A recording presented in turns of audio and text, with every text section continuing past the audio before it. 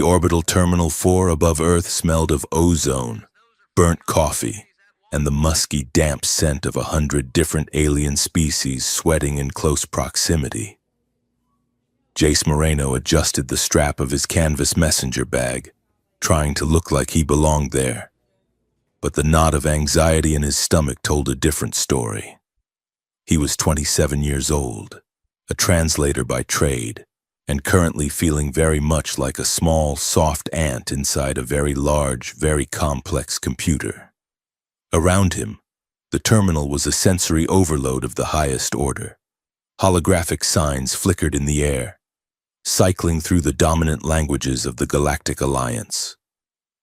One moment the text was in English, the next it was the sharp, geometric glyphs of the Krell, and then the flowing bioluminescent script of the Helian Empire. Drones the size of hummingbirds zipped over the heads of the crowd, scanning retinas and boarding passes with efficient, invasive beams of red light. Jace kept his head down.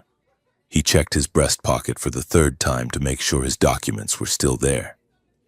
He was from District 9, a sprawling urban recovery zone on the darker side of Earth, where real wood was a luxury and the sky was usually the color of a bruised plum.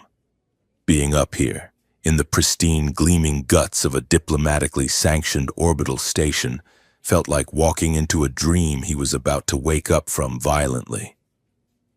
He stopped near a transparent aluminum viewport.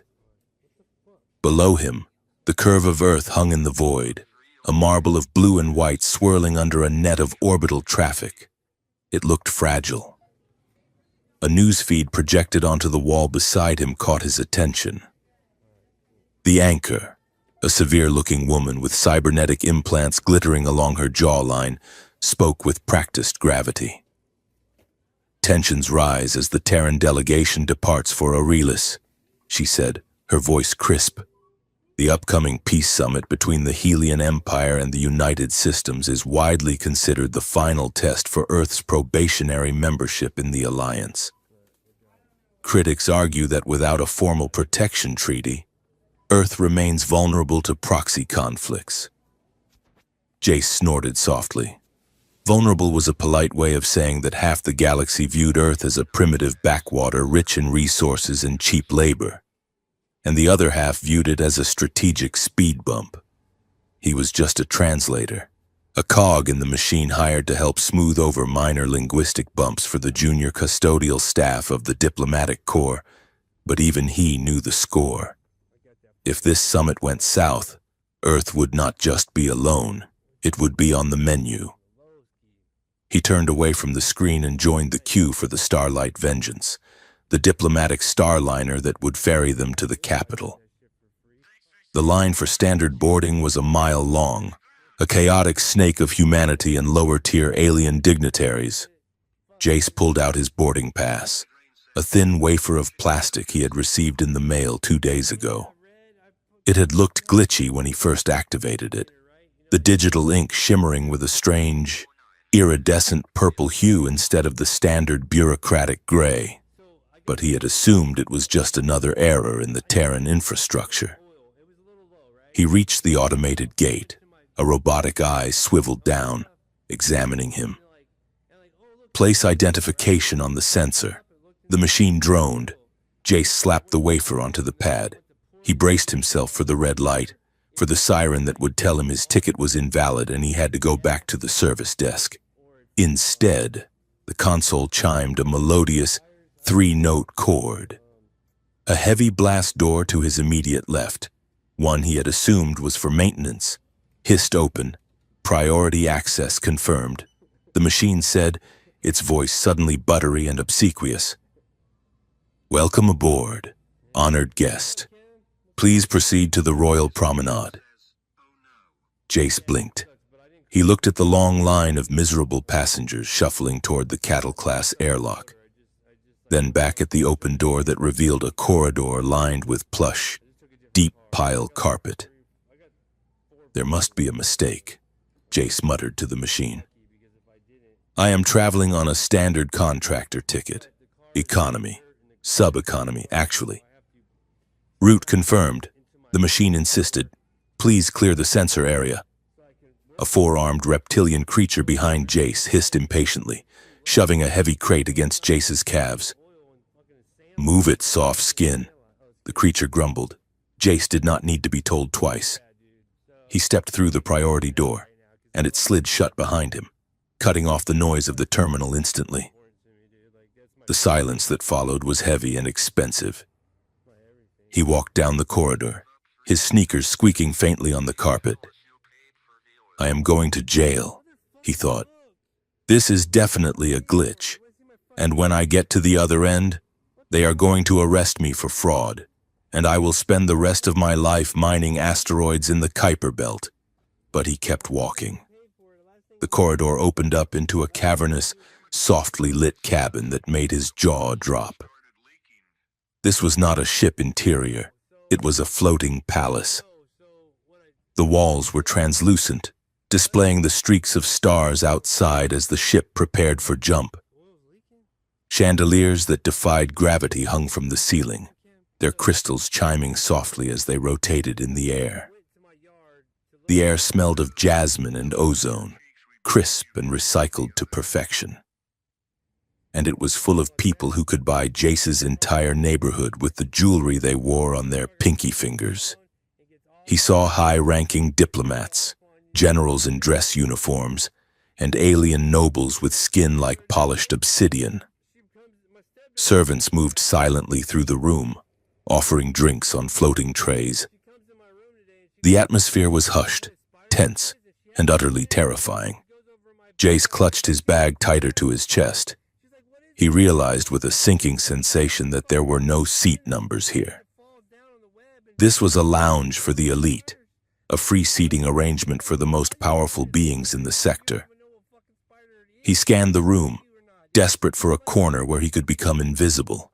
Every plush armchair, every gravity couch seemed occupied by someone who looked like they signed execution orders before breakfast. A group of Helian dignitaries, tall and silver-skinned, were murmuring in a circle near the bar. A Terran general sat near the window, looking grim. There were no empty seats. Panic began to rise in his throat. He was standing in the middle of the room, looking like a lost tourist. A security drone drifted past him, its single blue eye fixating on his worn jacket for a second too long. Then, a voice cut through the low hum of conversation. Looking for a seat. Human? It was a cool voice, melodic but edged with a command that brooked no argument. Jace turned. To his right, on a wide, curved divan upholstered in midnight blue velvet, sat a woman who looked like she had been carved out of moonlight. She was Helian, but she seemed to shine brighter than the others he had seen. Her skin was a pale, luminous silver, flawless and shimmering faintly under the cabin lights. Her eyes were large, dark, and filled with shifting patterns of light, like fractal galaxies spinning in a deep void. Her hair was dark as a black hole, braided intricately with strands of living light that pulsed with a slow, rhythmic heartbeat. She was lounging with a careless grace, one leg crossed over the other, wearing a ceremonial robe of silver and white that looked like liquid metal. She was looking directly at him, her expression one of mild, predatory amusement. Jace froze. He knew enough exopolitics to know high status when he saw it. This woman was not just a noble, she was something else entirely. There was a vacant spot on the divan next to her. It was the only empty seat in the entire room. She patted the cushion with a long, slender hand. "Sit beside me," she ordered. It was not a question. It was a directive. Jace swallowed hard. His first instinct was to run. His second was to apologize and back away. But the security drone was still hovering nearby, and the eyes of half the room were starting to drift toward him. "Thank you," he managed to say, his voice cracking slightly. He walked over, his legs feeling stiff. He lowered himself onto the cushion, trying to leave as much space between them as possible. But the divan was designed for intimacy. As he settled, the movement of the ship shifted slightly, and his shoulder brushed against hers. The reaction was instantaneous and violent.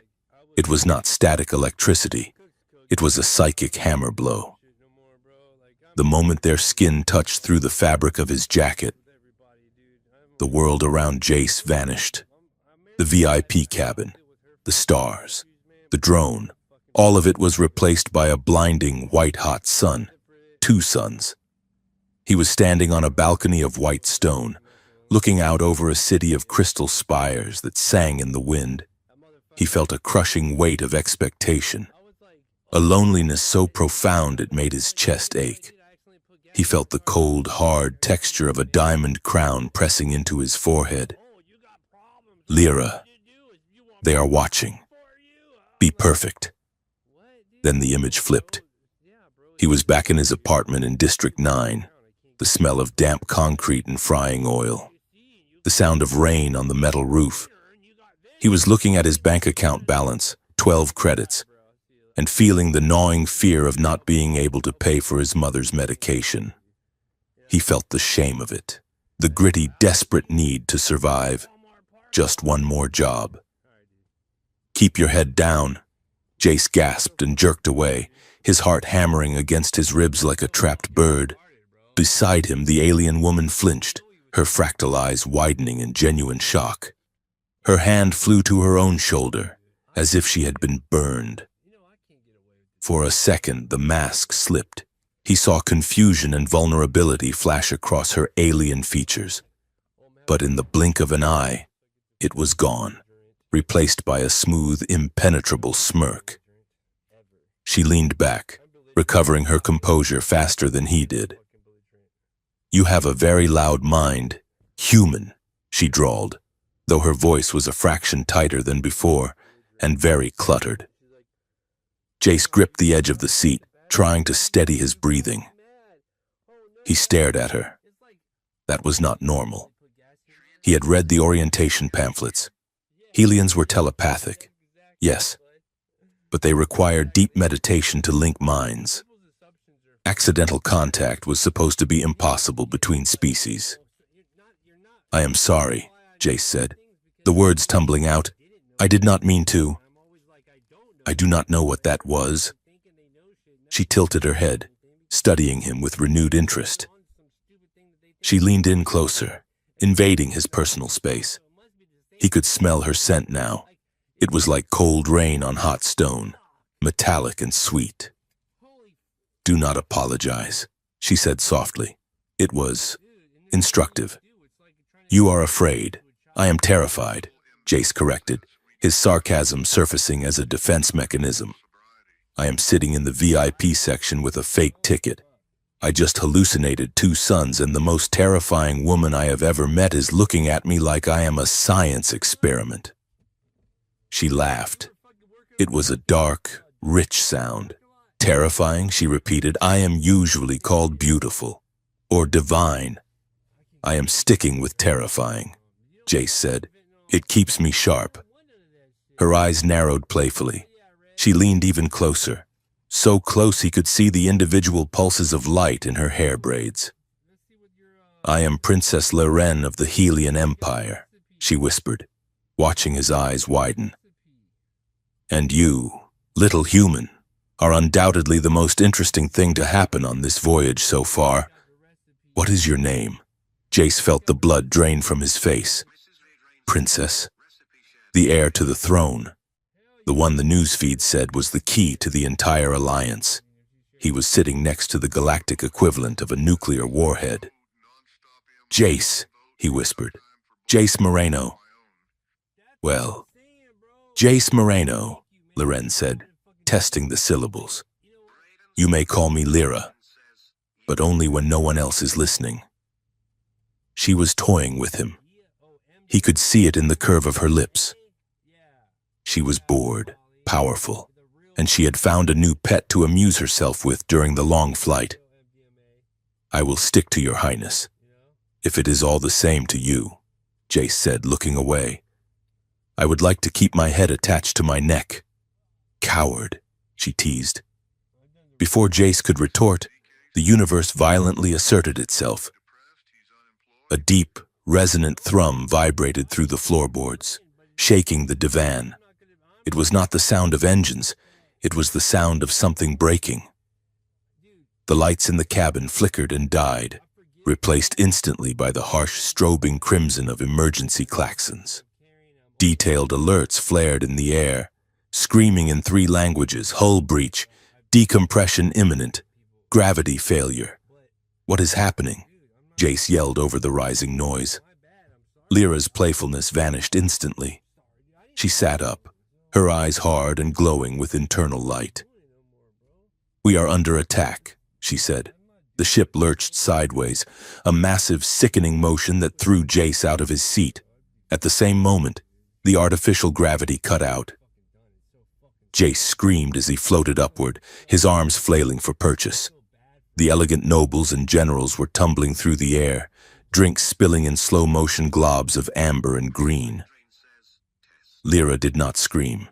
She grabbed a handhold on the divan with one hand and reached out with the other, snagging Jace by the collar of his jacket. She yanked him down, pulling him close to her.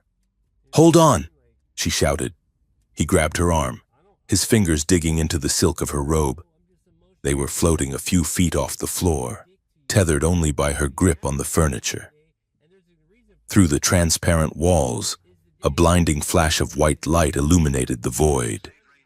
An explosion had rippled along one of the ship's fuel rings, sending debris spinning past the window. Guards in heavy armor were pushing off the walls, trying to secure the VIPs, but the chaos was absolute. Jace, his heart pounding in his ears, scanned the room, his eyes, trained by years of living in a district where danger came from unexpected angles. Caught something the guards missed. A service drone, one of the cleaning units, was not malfunctioning like the others. It was moving with purpose. It was stabilizing itself with precision thrusters, ignoring the zero-gravity tumble, and it was heading straight for Lyra. Attached to its cleaning arm was a jury-rigged device, a humming emitter that glowed with an unstable blue light. "Princess!" Jace shouted, pointing. Jace shouted. Lyra turned, but she was tangled in her robes and the floating cushions. The drone was 10 feet away, accelerating. Jace did not think. He reacted. His childhood in District 9 had been spent fixing junk tech and dodging automated security patrols. He knew how machines moved, and he knew how to break them. He released his grip on Lyra's arm and kicked off the divan, launching himself through the air. He collided with a floating serving tray, snatching a heavy bottle of expensive wine from the air as he passed. He twisted his body, using the momentum of the tray to spin himself around. The drone was 5 feet away from Lyra, the emitter whining as it charged up. Jace threw the bottle with everything he had. In zero gravity, the throw was a straight, deadly line. The heavy glass bottle smashed into the drone's stabilization rotor. The drone dipped violently, its aim knocked off center. The emitter fired. A beam of superheated plasma shrieked through the air. Instead of hitting Lyra in the chest, it slammed into the bulkhead 3 feet to her left. The metal wall exploded inward. Debris sprayed the cabin. Sparks showered down like fireworks. The force of the blast sent Jace spinning backward, crashing into the ceiling. He hit his head hard, stars dancing in his vision that had nothing to do with the view outside. Atmospheric shields snapped into place over the breach with a deafening crackle of energy, sealing the hole before the air could be sucked out. Gravity slammed back on. Jace fell 10 feet and hit the carpet with a groan. The room was spinning. His shoulder throbbed where he had landed. Silence returned to the cabin, broken only by the whimpering of bruised diplomats and the shouting of security teams. "Secure the room!" a voice bellowed. Jace rolled onto his back, blinking away the dizziness. He looked up. Lyra was alive. She was crouching on the floor, her silver skin dusted with soot, her hair wild. She was staring at the smoking wreckage of the drone. Then her eyes snapped to him. Guards swarmed the room. 2 large Helians in power armor landed next to Jace, leveling energy pikes at his throat. "Stay down!" one of them roared. "Unidentified passenger, he has no clearance," another guard shouted, checking a scanner. "He is the saboteur." Jace raised his hands, his head swimming. "I just saved her." "You idiots," he wheezed. "Silence him," the guard commanded, raising his weapon to strike. "Stop!" The voice cracked like a whip. Lyra stood up. She looked disheveled, but her presence filled the room, cold and terrifyingly regal. She stepped over the debris, ignoring her own security detail, and walked toward Jace. The guards hesitated, lowering their weapons slightly. Lyra looked down at Jace. There was a strange look in her eyes, calculation mixed with something softer, something like wonder. "He is not a saboteur," Lyra announced, her voice projecting clearly to the Terran general and the other nobles watching. "He is my guest." She lied smoothly. The guard captain stepped forward. "Highness, this human is in the royal section without a code. The drone. The drone was an assassination attempt on my life."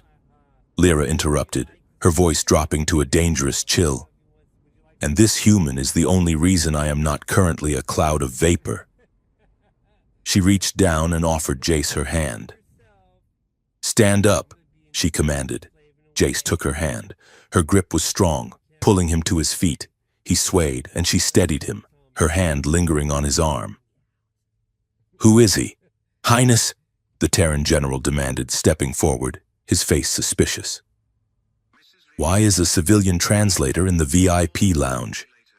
Lyra looked at the general, then at Jace. A small, imperceptible smile touched her lips. "He is not just a translator." "General," she said, "I have appointed him as my personal cultural liaison for the duration of the summit." Jace choked on a breath. "Liaison?" Lyra squeezed his arm, a silent warning to play along. "He is essential to my understanding of Earth customs," she continued. "And considering your security just failed to stop a cleaning drone from nearly killing me, I suggest you do not argue with my choice of personnel." The general flushed red but stepped back. The Helian guards sheathed their weapons, though they glared at Jace with undisguised contempt. The ship shuddered again, but this time it was the engines stabilizing. The crisis was over, at least the immediate one. As the medical teams rushed in to check on the passengers, Lyra leaned close to Jace's ear. "You have excellent aim." "Jace Moreno," she whispered. "I played a lot of baseball," Jace muttered, still trembling from the adrenaline. Lyra did not ask what baseball was. She steered him toward a quiet corner of the cabin, away from the prying ears of the guards. She pulled a small data pad from the folds of her robe. It was displaying a stream of code, the diagnostic from the destroyed drone. "Look," she said, angling the screen so only he could see. Jace squinted at the scrolling text. It was complex, alien coding, but embedded in the middle were strings of alphanumeric characters that looked familiar. "Is that—" Jace frowned. "That looks like Terran military encryption." Lyra nodded, her face grim. "The drone was not hacked from the outside," she said quietly. "It was reprogrammed from inside the ship's security grid, and it used protocols that belong to your people's high command." She looked at him, the playfulness gone. "Someone tried to kill me, Jace, and they used Earth technology to do it." Jace felt a chill that had nothing to do with the air conditioning.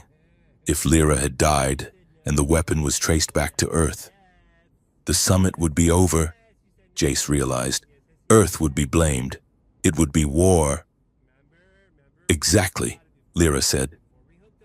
She deactivated the pad and slipped it back into her robe. She looked at him, her fractal eyes intense and searching. "You are my liaison now," she said. "That was a lie 5 minutes ago, Now, it is an order." "Why me?" Jace asked.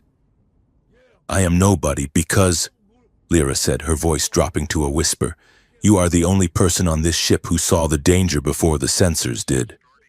And you are the only one who does not seem to care about my title."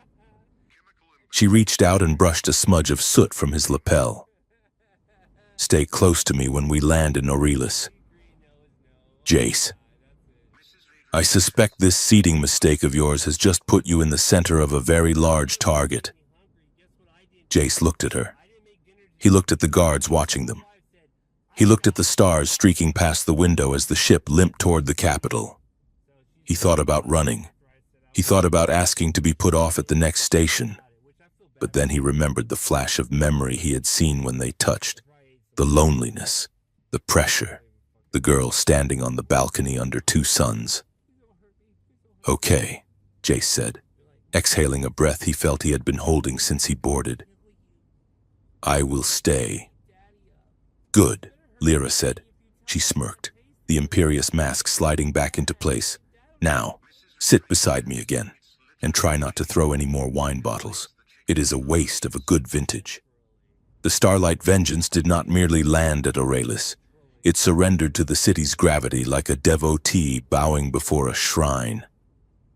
Jace Moreno stood at the viewport of the disembarkation deck, his forehead pressed against the cold, transparent aluminum, forgetting to exhale. He had seen holograms of the Helian capital back on Earth, grainy projections and news feeds that made it look like a collection of shiny spikes. The reality was something else entirely. It was an assault on the senses, a vertical ocean of light and structure that defied every law of architecture he had ever learned. Aurelis was wrapped around a central glowing spire that pierced the upper atmosphere, a needle of white fire tethering the planet to the void. From this central trunk, massive rings of habitation floated without visible supports, rotating slowly in opposite directions. Rivers of pure photonic energy cut through the sky like highways, carrying streams of silent, teardrop-shaped vehicles. The buildings themselves seemed to grow out of the ground like crystalline stalagmites, pulsing with a rhythm that matched the heartbeat of the city. "I feel like a bug trapped inside a neon computer chip," Jace muttered, his voice barely audible over the thrum of the docking clamps engaging. Behind him, the airlock cycled open with a hiss of pressurized gas. The humidity that rolled in was startling, thick, warm, and smelling of ozone and crushed spices. "Move along." "Liaison," a Helian guard grunted, shoving Jace gently but firmly toward the ramp. Jace stumbled, catching his balance. He adjusted his collar, trying to look like he belonged to the royal entourage and not like a man who was wearing a suit he had bought secondhand 3 years ago. The royal complex was not a building. It was an organism. As Jace was escorted through the massive archway of the entrance, he realized the walls were not made of stone or steel. They were composed of a translucent, shifting biometal that seemed to breathe. Veins of light pulsed beneath the surface, changing color as people passed.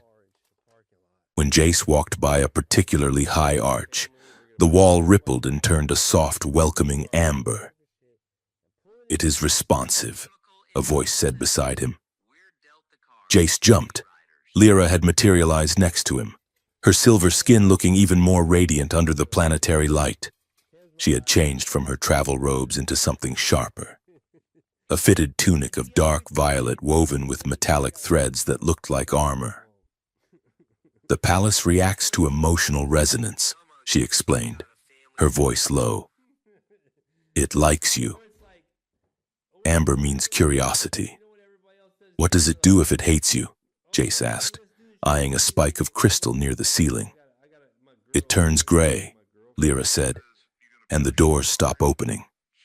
She signaled to her guards to fall back.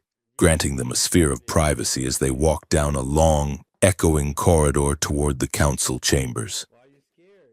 The playfulness she had shown on the ship was gone, replaced by a rigid tension. "We need to speak about what happened on the transport," she said, not looking at him. When we touched, Jace felt a flush of heat climb his neck. "You mean the part where I saw your entire childhood in 4 seconds?" Lyra stopped abruptly. She turned to face him, her fractal eyes swirling with a mixture of fear and confusion. "That should not be possible, Jace. Helian telepathy is a deliberate art. We train for decades to lower our shields. To share a sensory memory with another being requires deep meditation and consent." "I did not mean to pry," Jace said defensively.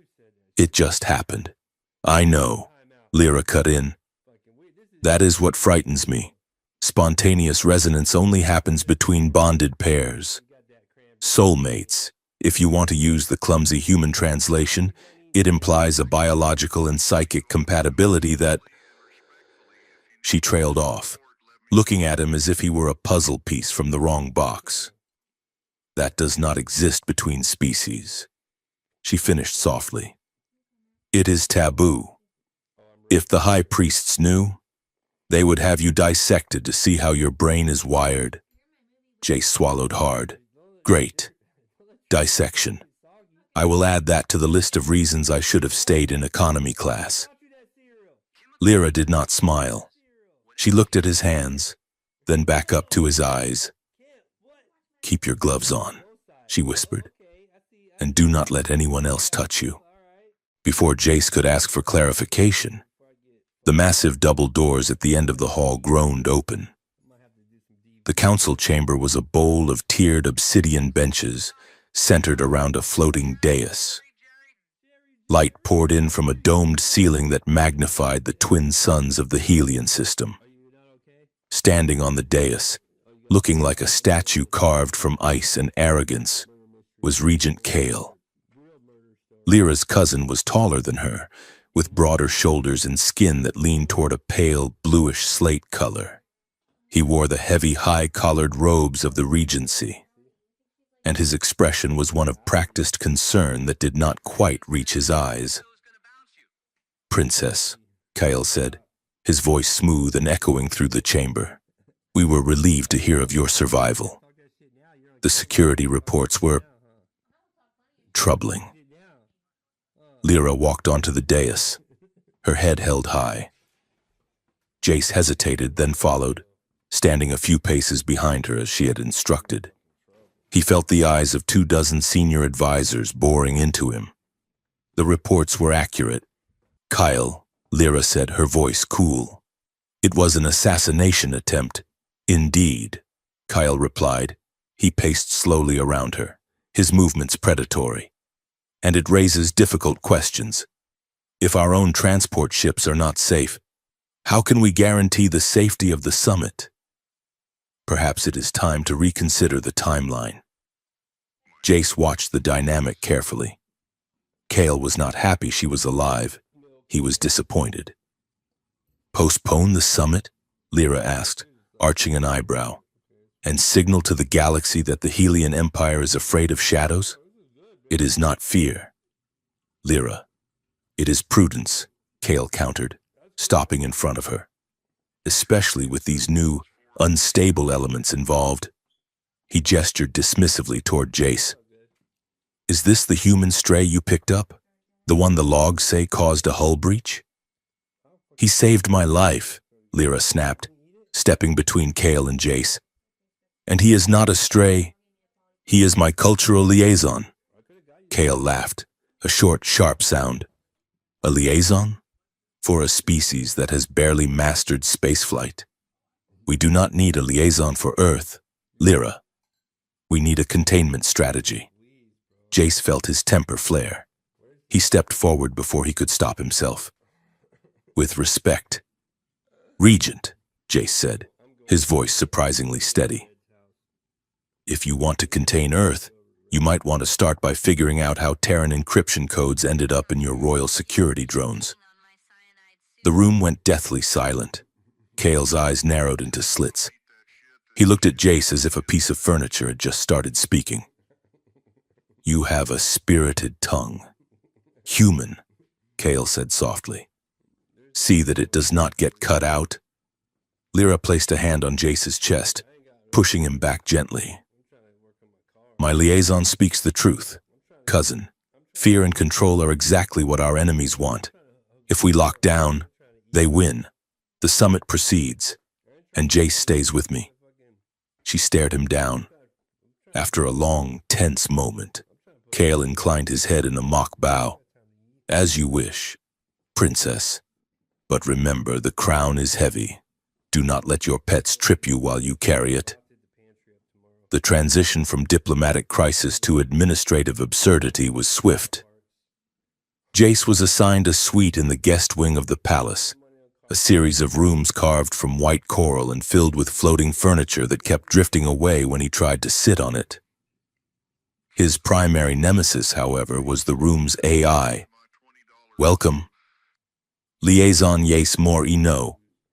The disembodied voice chimed for the 10th time. "It is Jace," Jace corrected, throwing his bag onto a hovering bed. "Just Jace.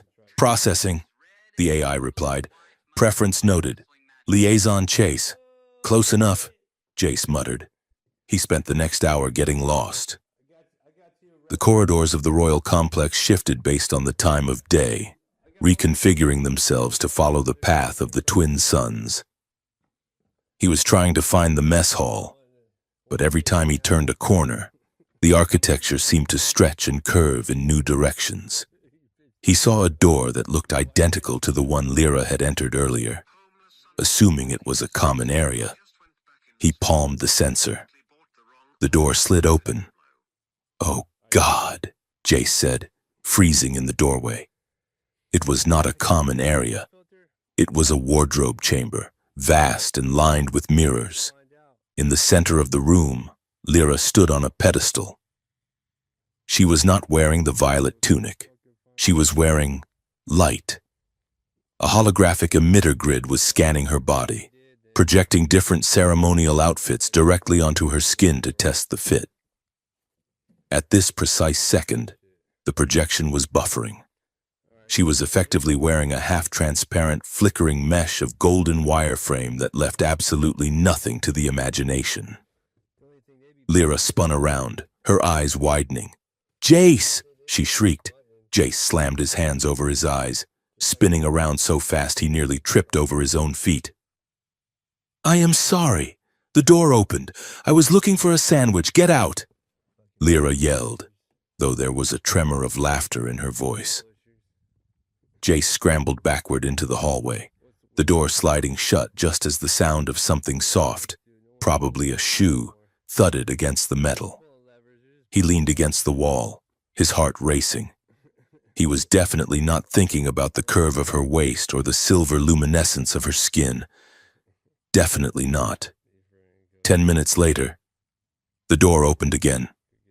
Lyra stepped out. She was fully dressed now in a high-necked gown of deep blue velvet, her hair braided tight. Her cheeks were a darker shade of silver than usual, a Helian blush. "You have a terrible sense of direction," she said, crossing her arms.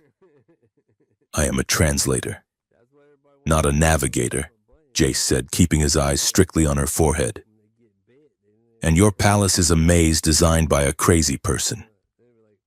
It is designed to confuse assassins," Lyra said.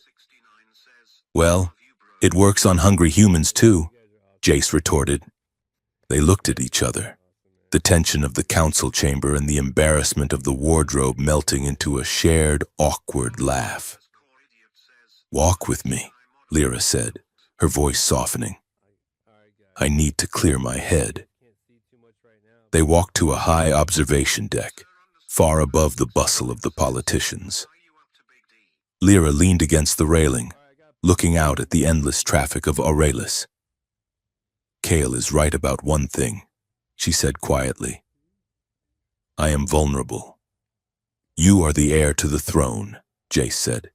"You have guards, drones, A scary cousin. I am a currency. Jace, she corrected him bitterly. She gestured to the city below. The council does not want me to rule. They want me to marry. There is a prince of the Vargos Dominion, a warlord, really. He commands the largest fleet on the rim. Kale wants to trade me to him in exchange for a non-aggression pact. Jace frowned. A political marriage? That sounds medieval. It is practical, Lyra said, her voice hollow. I am to be the pretty chain that binds the Vargos to the Empire. If I agree, the summit is a success. Peace is secured. And if you refuse, then the Empire looks weak. The coalition fractures. War becomes likely. She turned to him, her expression bleak. I am terrified. Jace, not of dying.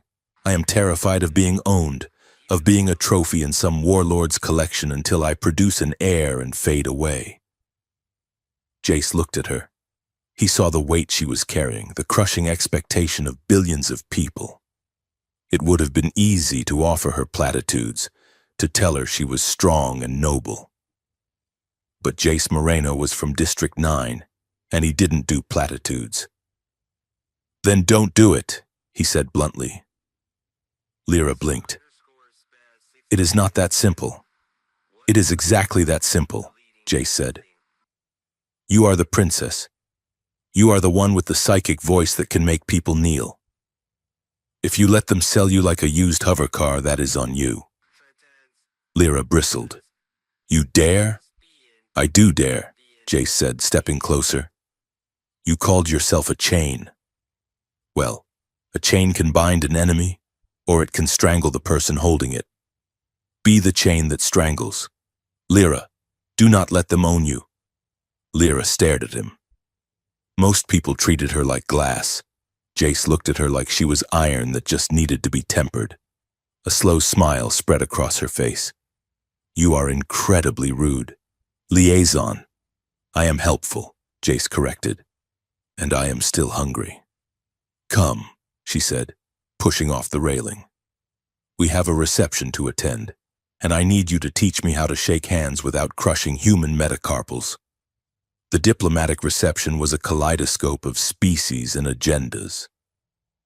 The great hall was filled with delegates from 50 worlds, the air humming with the sound of translation matrices working overtime.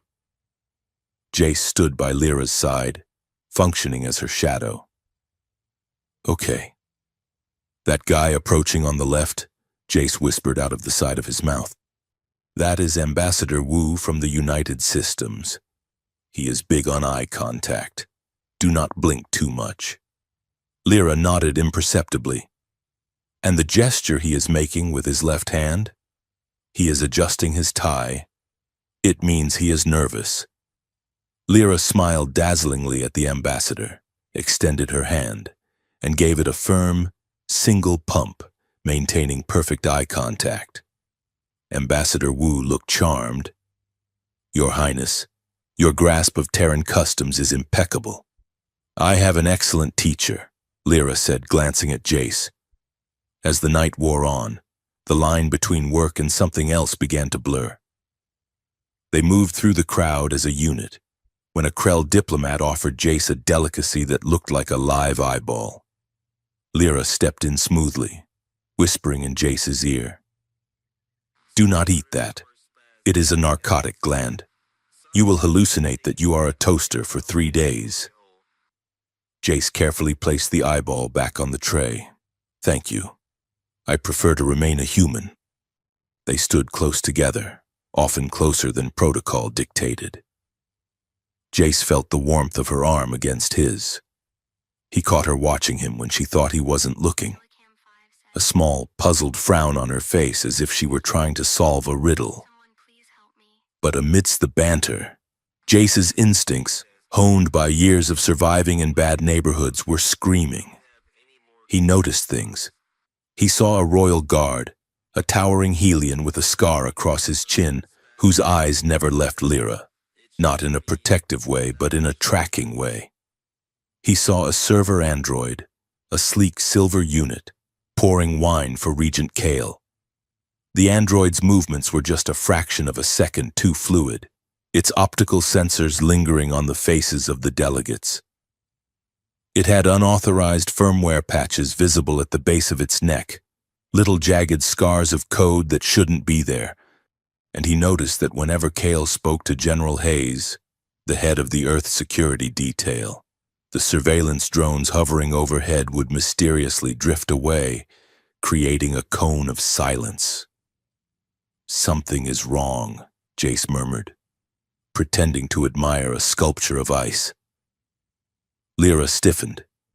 "What do you see? Your cousin is having very private conversations with my general, and your guards are watching you like you are a prisoner, not a protected asset." Lyra gripped her wine glass tighter. "I know.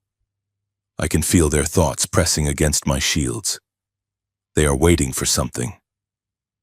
Later that night, Lyra invited him to her private sanctuary.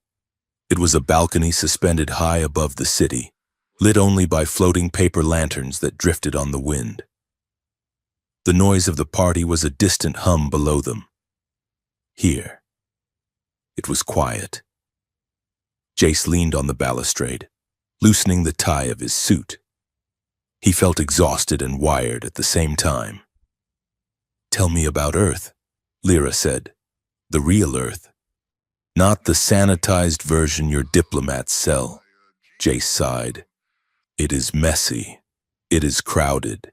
In District 9, where I live, the sun only shines for 4 hours a day because of the smog shielding. My mom, she has a respiratory condition. The filters in our building are 20 years old."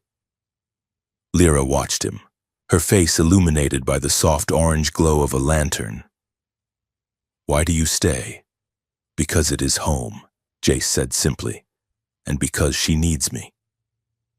I took this job, this translator gig, because the hazard pay is enough to buy her a ticket to a colony world. Fresh air, real water." He looked at Lyra, his expression hardening. "That is why I hate your cousin's version of peace. Peace for people like Kale means order. It means the trains run on time and the borders are secure. But for people like me, peace just means we starve quietly so we do not disturb the view." Lyra was silent for a long time. She moved closer to him, her presence radiant in the dim light. "I have never been hungry," she admitted softly. "I have never worried about air, but I know what it is to be trapped, to be used." She looked out at the city. I think we are both disposable. Jace, just in different ways." The vulnerability in her voice broke Jace's heart. He turned to her, and without thinking, he reached out. He stopped his hand an inch from her face. Lyra did not pull away. She leaned into his touch, bridging the gap. Her cool, smooth skin met his palm. The psychic connection flared again, but this time it was not a hammer blow. It was a wave. Warmth. Not the heat of suns, but the warmth of a blanket. Safe. Seen. He felt her longing, a deep, aching need to be known, not as a princess, but as Lyra.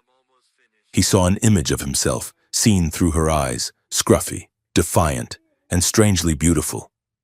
She felt his desire, raw and terrified. She felt his instinct to protect her, not because of her crown, but because of her spirit. Their faces drifted closer. Jace could see the flecks of gold in her galaxy eyes. His breath hitched. "Lyra," he whispered. She tilted her head, her lips parting slightly. Her hand came up to rest on his chest, over his heart. For a second, the universe narrowed down to the space between them. The politics, the conspiracy, the danger. It all faded. Then, Lyra gasped. She pulled back sharply, her eyes wide with panic. "No," she whispered, her voice trembling. "I cannot. Lyra, no!" She backed away, hugging her arms around herself. "I cannot afford this. Not now. The summit starts in 2 days. If Kale suspects, if he uses you against me. She looked at him with tragic resolve. Go, Jace. Please. I need to be alone. Jace stood there, his hands still suspended in the air. The rejection stung, but he saw the fear behind it. Okay, he said softly. Good night, Princess. He turned and walked back into the palace, his heart heavy in his chest. He made it halfway down the corridor toward the guest wing when his head exploded with static. His neural implant, the standard issue translator chip embedded behind his ear, shrieked. He stumbled, grabbing the wall for support. Bzzzt. Static. Phase 2 is ready. Static. Jace froze. The implant was glitching, picking up a cross-channel frequency it wasn't supposed to have access to. He pressed his hand over his ear, wincing. The device is calibrated, a voice said. It was General Hayes, but the variable is the girl, if she resists the bonding. She will not resist. A second voice answered, cold, smooth, Regent Kale. Once the neural lattice is active, she will be the key. Her mind will anchor the broadcast. And the human liaison? Hayes asked. He is becoming a problem. He is a temporary distraction. Kale replied, let them play. When the summit begins, he will be liquidated along with the rest of the opposition. The signal cut out with a final high-pitched whine. Jace stood alone in the corridor, the blood rushing in his ears. It wasn't just a political marriage. It wasn't just a power grab. They were going to use her. They were going to use Lyra's mind as a weapon.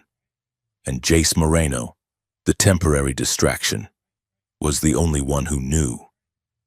He looked back toward the door to the balcony, then down the dark hallway. Fear told him to run, to get to a pod and launch himself back to Earth. But he remembered the feel of her skin against his palm. He remembered the loneliness he had felt in her mind. Liquidated, Jace whispered to the empty air. He straightened his jacket. Over my dead body. The secure Hollow War room was buried deep within the bedrock beneath the royal complex. A sphere of absolute silence insulated by 10 feet of unresponsive lead and dampening fields. It was the only place in the palace where the walls did not listen. Jace Moreno paced the perimeter of the room, his hands shaking slightly. In the center of the chamber, Lyra stood motionless, her eyes fixed on a swirling vortex of light projected by the room's tactical AI. Replay the audio fragment, Lyra commanded. Her voice was steady, but Jace could see the tension in the way her fingers gripped the edge of the console. The AI, a faceless entity of pure geometry, obeyed. The corrupted recording from Jace's neural implant filled the room, magnified and cleaned of static. Phase 2 is ready. The device is calibrated, but the variable is the girl.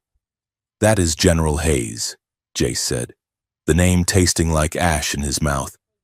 I would know that gravelly baritone anywhere. He gave the commencement speech at my translation academy.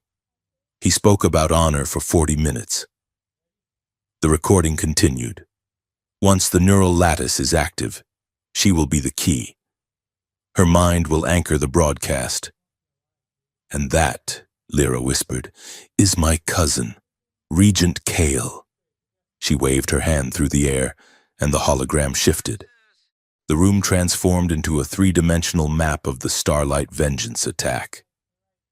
Red lines traced the trajectory of the signal that had reprogrammed the cleaning drone. Trace the origin, Lyra ordered, the red lines unspooled, darting away from the ship, racing back through the void, bouncing off 3 different relay satellites. Usually, this kind of trace would be impossible, but Jace had unknowingly carried the encryption key in his glitching implant. The lines converged on 2 distinct points on the map of Aurelis. One was the private security server of the Regent's wing in the palace.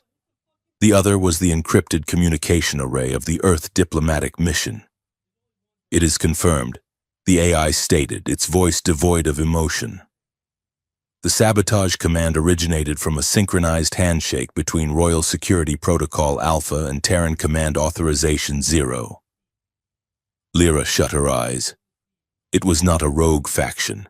It was not pirates. It is the government, my government, and yours. She opened her eyes, and for the first time, Jace saw true fear in them. Not the panic of the explosion, but the cold, creeping dread of realization. They are working together, she said. Kyle wants to secure his rule. Hayes wants... what? Control? They want a guarantee, Jace said, stepping into the light of the map. He looked at the swirling data. Think about it. Earth is terrified of being wiped out. Your empire is terrified of civil war. If they have a weapon that can force peace, a weapon that can make everyone agree, then they do not need diplomacy. They just need to flip a switch. And I am the switch, Lyra said. Her voice dropped to a whisper. The variable is the girl. She turned to Jace. We cannot go to the council. Half of them are in Kale's pocket, and the other half are too afraid to move.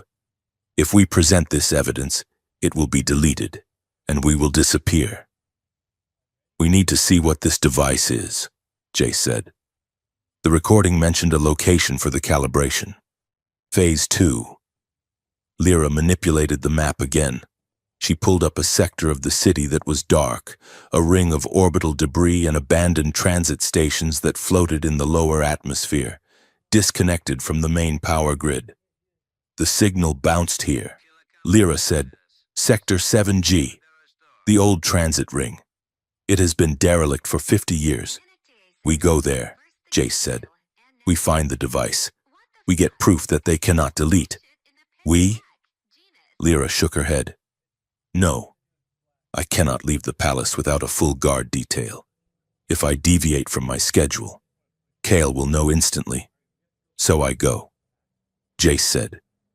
You cannot go either, Lyra countered. You are my liaison.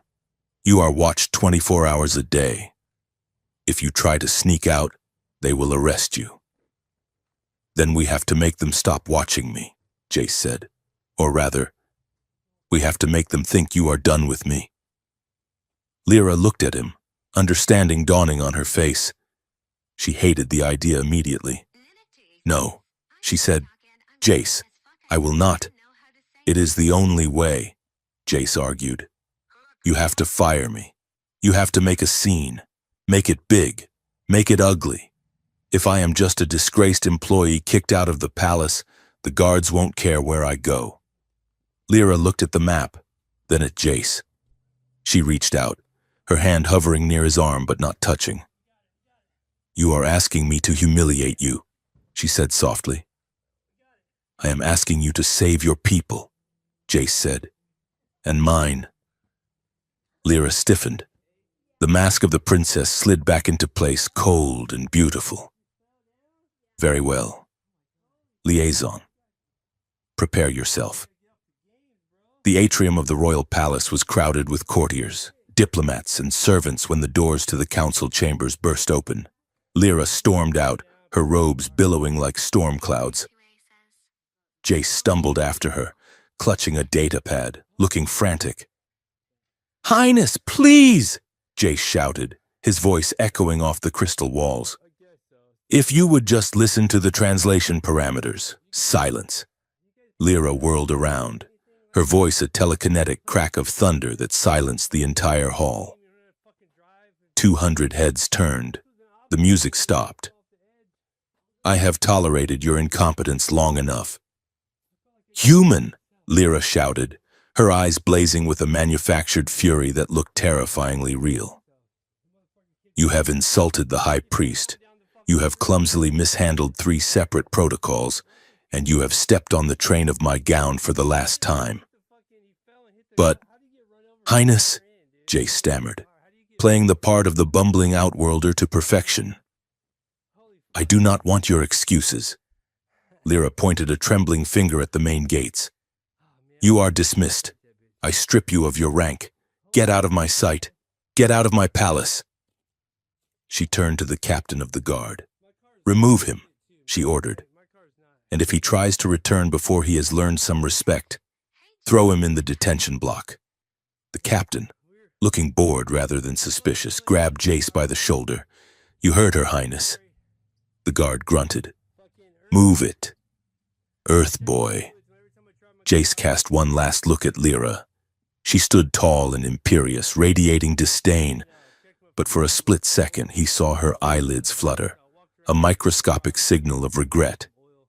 Then the guards dragged him toward the lift, and the courtiers erupted into whispers, laughing at the foolish human who thought he could stand beside a star. 2 hours later, Jace was in hell.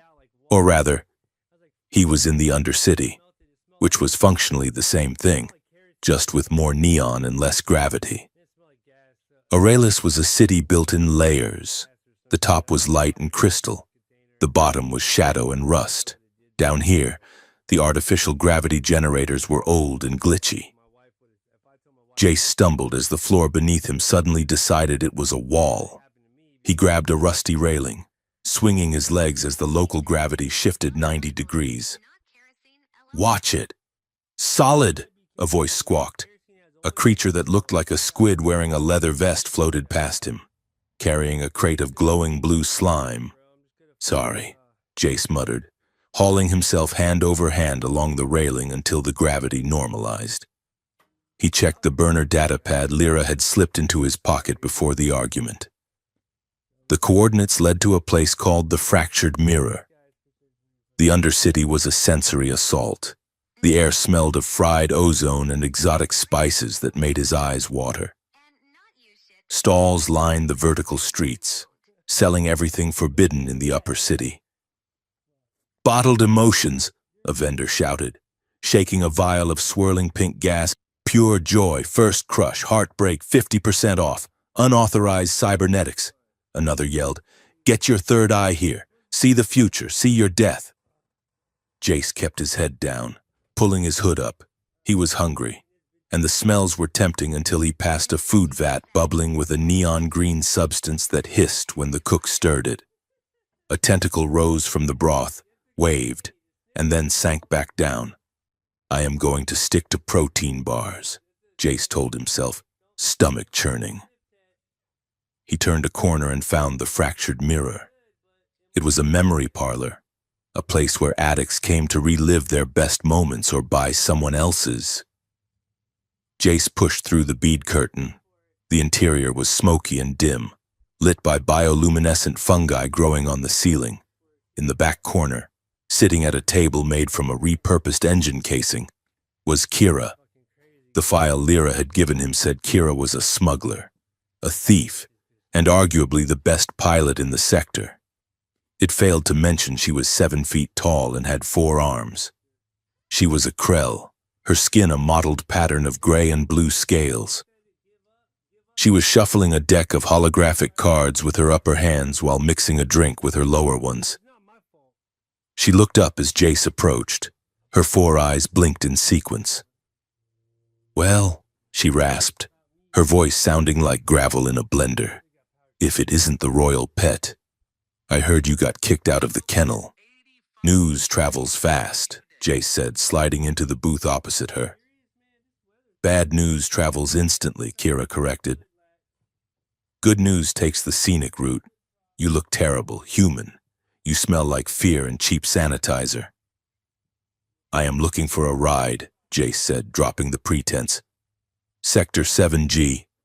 Kira laughed, a dry, rattling sound. The old transit ring? There is nothing there but ghosts and radiation. And I don't fly for charity. Lyra said you owe her, Jace said quietly. For the incident on Moon 6. Kira froze. The cards in her hands stopped moving. She leaned forward, her lower arms resting on the table, the drink forgotten. She played that card, did she? Kira hissed. That is a heavy marker to call in for a disgraced liaison. She is in trouble. Kira, we both are. Kira studied him. She looked at his hands, which were clenched into fists, and his eyes, which were desperate but steady. You like her, the smuggler observed, a smirk splitting her scaled face. That is not relevant, Jace said quickly. Oh, it is entirely relevant. I can smell the pheromones from here. You have got it bad. And knowing Lyra, she is probably tying herself in knots trying to pretend she does not feel it too. She is a princess, Jace said. I am a distraction, Kira snorted. You are a complication. Lyra likes complications. She downed her drink in one gulp. Fine. I will get you to the ring, but if we get shot at, I am charging extra. And if you throw up in my ship, I am eating you. The transit ring was a skeleton of a station, a massive donut of metal floating in the upper atmosphere, stripped of its cladding by scavengers decades ago. Kira docked her ship, a heavily modified freighter that looked like a flying brick, at an airlock that groaned in protest. Lyra was waiting for them. She had used the chaos of Jace's dismissal to slip away during a meditation retreat in the palace gardens, accessing a hidden lift that dropped miles down to the industrial sector. She wore a dark stealth suit now, her glowing hair covered by a cowl. You are late, Lyra said as Jace and Kira stepped through the airlock. Traffic was murder, Kira quipped, and your boyfriend here insisted on stopping for souvenirs. She slapped Jace on the back with enough force to nearly knock the wind out of him. He is not my boyfriend, Lyra said sharply, though she avoided Jace's eyes. Did you bring the gear? Kira opened a duffel bag, revealing scanning equipment and electromagnetic pulse charges. Let's go find this ghost, Kira said. They moved through the station and it was dark, cold, and silent, save for the hum of their equipment. The trace led them to a central hub, a massive spherical chamber that had once been a waiting area for thousands of travelers. Now, it was a lab. Jace stopped, his breath misting in the cold air. The room was filled with rows of sleek silver pods. In the center was a massive device that looked like a twisted crown made of black metal and pulsing red veins. This is it, Jace whispered, the device from the recording. Lyra walked toward a workbench covered in data pads. She picked one up, her eyes scanning the text. These are prototypes, she said, her voice trembling with suppressed rage. Psionic amplifiers. But they are not designed for communication. They are designed for override. She held up a schematic. It is a broadcast node. It takes a telepathic command. Sit, stay, obey, and amplifies it 1,000,000 times. It forces the receiver's brain to accept the command as their own internal monologue. Peace enforcement, Jace said, reading a label on a crate. It is not a treaty. It is a leash. They want to turn the summit into a mass hypnosis event, Lyra realized. The delegates will sign whatever Kale puts in front of them, and they will think it was their idea. We have to destroy it, Jace said, reaching for the EMP charges. Hold on, Kira said, her 4 ears twitching. A heavy mechanical thud echoed from the corridor they had just come from. Then another. We have company, Kira hissed. The lights in the station slammed on, blindingly bright, a squad of royal commandos, wearing the black and gold armor of the regent's personal guard, poured into the room from the upper walkways. Secure the asset, the commander shouted. Terminate the intruders. Run, Lyra screamed. Plasma fire erupted. Bolts of red energy sizzled through the air, melting the floor where they had been standing a second ago. They scrambled behind a bank of server towers. We are pinned, Jace yelled over the roar of weapons fire. Kira pulled a remote from her belt. Not for long. She tapped a button. From her ship, docked 3 sectors away, a swarm of maintenance drones burst forth, hurtling down the corridors toward them. Lyra stood up, her eyes glowing with a terrifying intensity. She thrust her hands forward. A crate weighing 500 pounds lifted into the air and hurled itself across the room, smashing into two guards. "Jace, the gravity plates!" Lyra shouted. Jace looked at the console near them. He didn't know Helian military code, but he knew physics. He ripped the panel off and found the stabilizer coupling. He jammed his multi-tool into the socket and twisted. Gravity in the room went haywire. The guards on the upper walkway were suddenly pulled sideways, slamming into the walls. The floor beneath the central device buckled.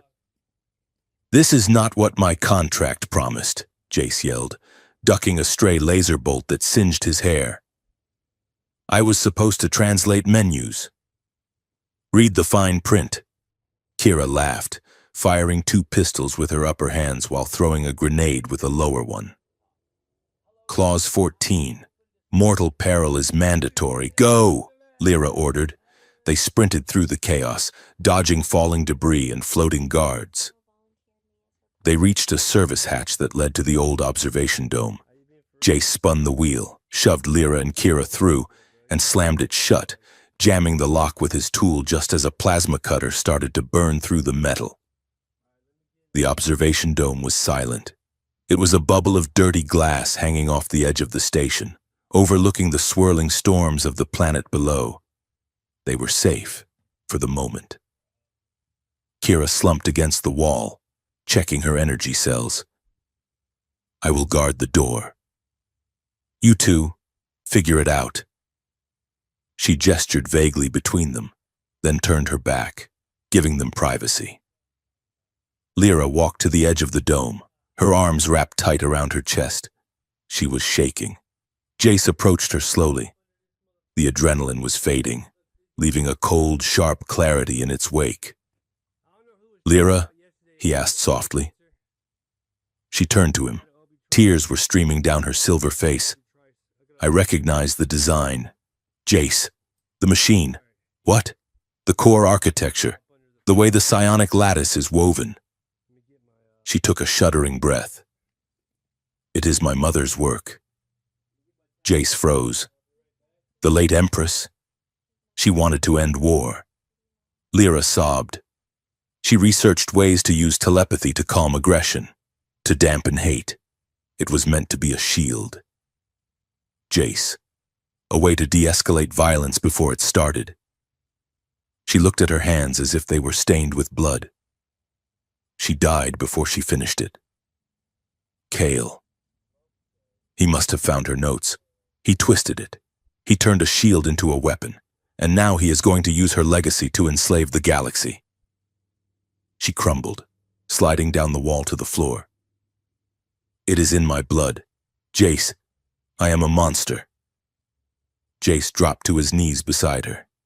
He didn't worry about protocol or guards or the fact that she was a princess and he was a nobody from District 9. He reached out and took her face in his hands. "No," he said fiercely. "You are not him, and you are not a machine." Lyra looked at him, her eyes wide and vulnerable.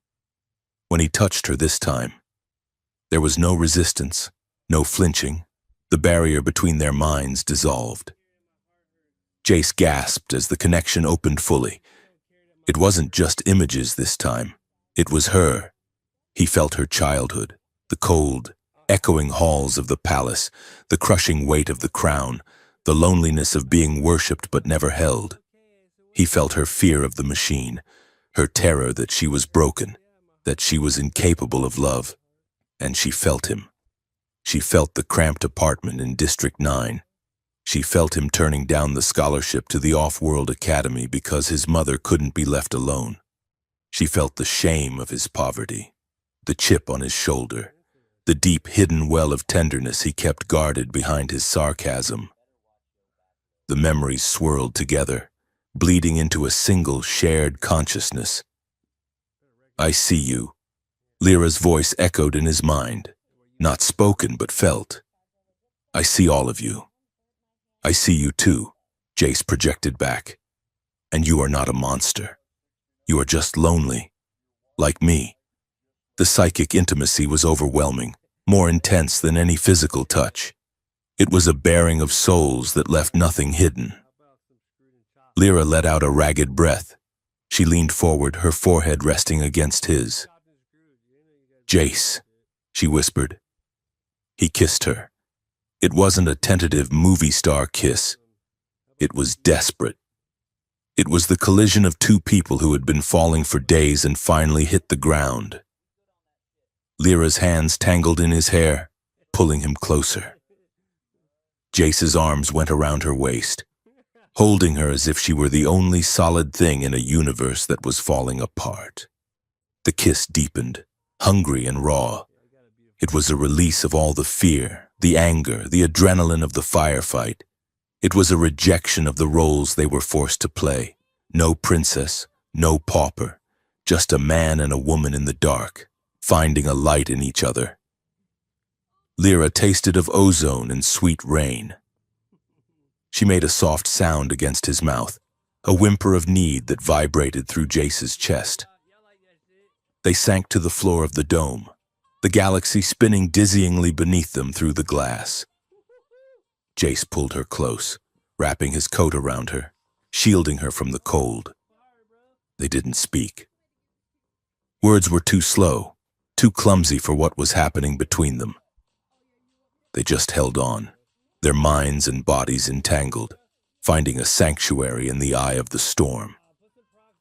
The morning sun of the Helion system was harsh, but filtered through the dirty glass of the dome. It was a soft, pale gold. Jace woke up with a stiff neck and a numb arm. Lyra was asleep on his chest, her breathing slow and steady. Her hair, usually braided so tightly, was loose, spreading over his shirt like a spill of liquid ink and starlight. He watched her for a moment, terrified to move, terrified to break the spell. She stirred, her fractal eyes fluttering open.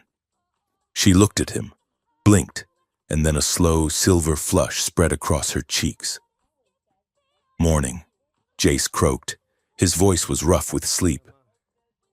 Lyra sat up, pulling his coat tighter around her shoulders.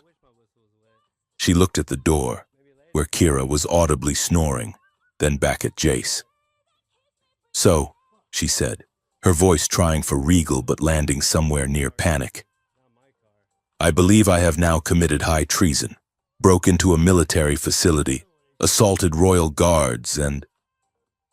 She gestured vaguely to the space between them, fraternized with a subordinate. Jace finished. Lyra let out a short, hysterical laugh. At least 3 political crimes, she said. My ancestors are rolling in their crypts. Are you sorry? Jace asked quietly. Lyra looked at him. The humor faded from her face, replaced by a soft, fierce determination. No, she said. I am not sorry. She reached out and took his hand, intertwining their fingers. But I am afraid. Jace, they will use this. If they know, if Kale knows. Then we make sure he doesn't win, Jace said. He sat up and grabbed the datapad they had stolen from the lab. He powered it up. We have the data. Lyra. We know what the machine does. They huddled over the small screen, scrolling through the files Lyra had downloaded during the firefight. Here. Jace pointed. The activation sequence. Lyra read the code, her face paling. It is worse than we thought. The device does not just broadcast commands when it requires a living catalyst to stabilize the signal. A psychic anchor. Me, she whispered. Your signature is unique, Jace read. Subject L Alpha possesses the required resonant frequency to penetrate shielding. That is why they need the summit, Lyra realized. They are going to put me on that stage, connect me to the device, and use my mind to enslave the leadership of 50 worlds. And here is the confirmation, Jace said, tapping the bottom of the file. Authorization, General Ryland Hayes, Terran Security Command. Jace felt a sick twisting in his gut. He sold us out, Jace said. Hayes isn't just following orders. He helped design the integration protocols. He wants this just as much as Kale does. Lyra stood up, the coat falling from her shoulders. She looked out at the city below, the spire of the summit venue glowing in the distance. They think I am a puppet, she said, her voice hard as diamond. They think they can use my mother's dream to build a nightmare. She turned to Jace. She extended her hand to him, echoing the moment on the ship. But this time the command was a plea, an invitation, and a promise. Stand beside me. Jace. Jace took her hand and stood up. Always, Your Highness. Lyra smiled, a dangerous, sharp thing. Drop the title. Jace. If we are going to save the galaxy, you can call me Lyra. Kira snorted from the doorway, awake and cleaning her teeth with a knife. Finally, the smuggler grumbled, Can we go now? I am hungry, and you two are making me nauseous. Jace and Lyra looked at each other and laughed. It was the sound of people who knew the odds were impossible and didn't care. They walked out of the dome, hand in hand, ready to burn the conspiracy to the ground. The great doors of the council chamber did not open for Lyra and Jace. They were thrown open by the force of Lyra's telekinetic will.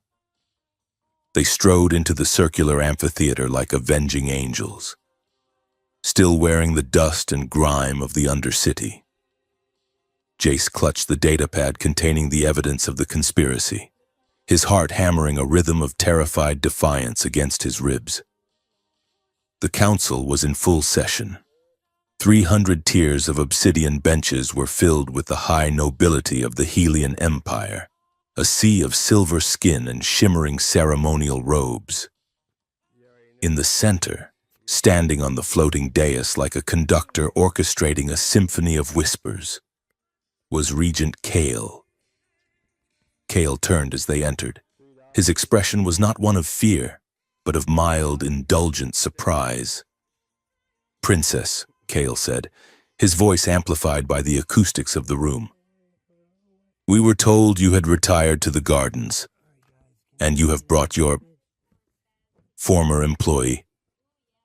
We have brought the truth, Lyra announced, her voice cutting through the murmurs of the court. She marched down the central aisle, Jace matching her step for step.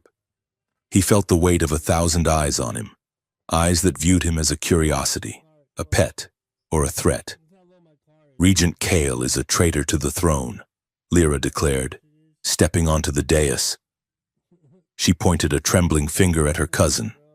He has conspired with elements of the Earth military to sabotage the summit. He intends to use prohibited psionic technology to enslave the delegates. A gasp rippled through the chamber. Kyle did not flinch. He merely folded his hands into the sleeves of his robe, a small, sad smile playing on his lips.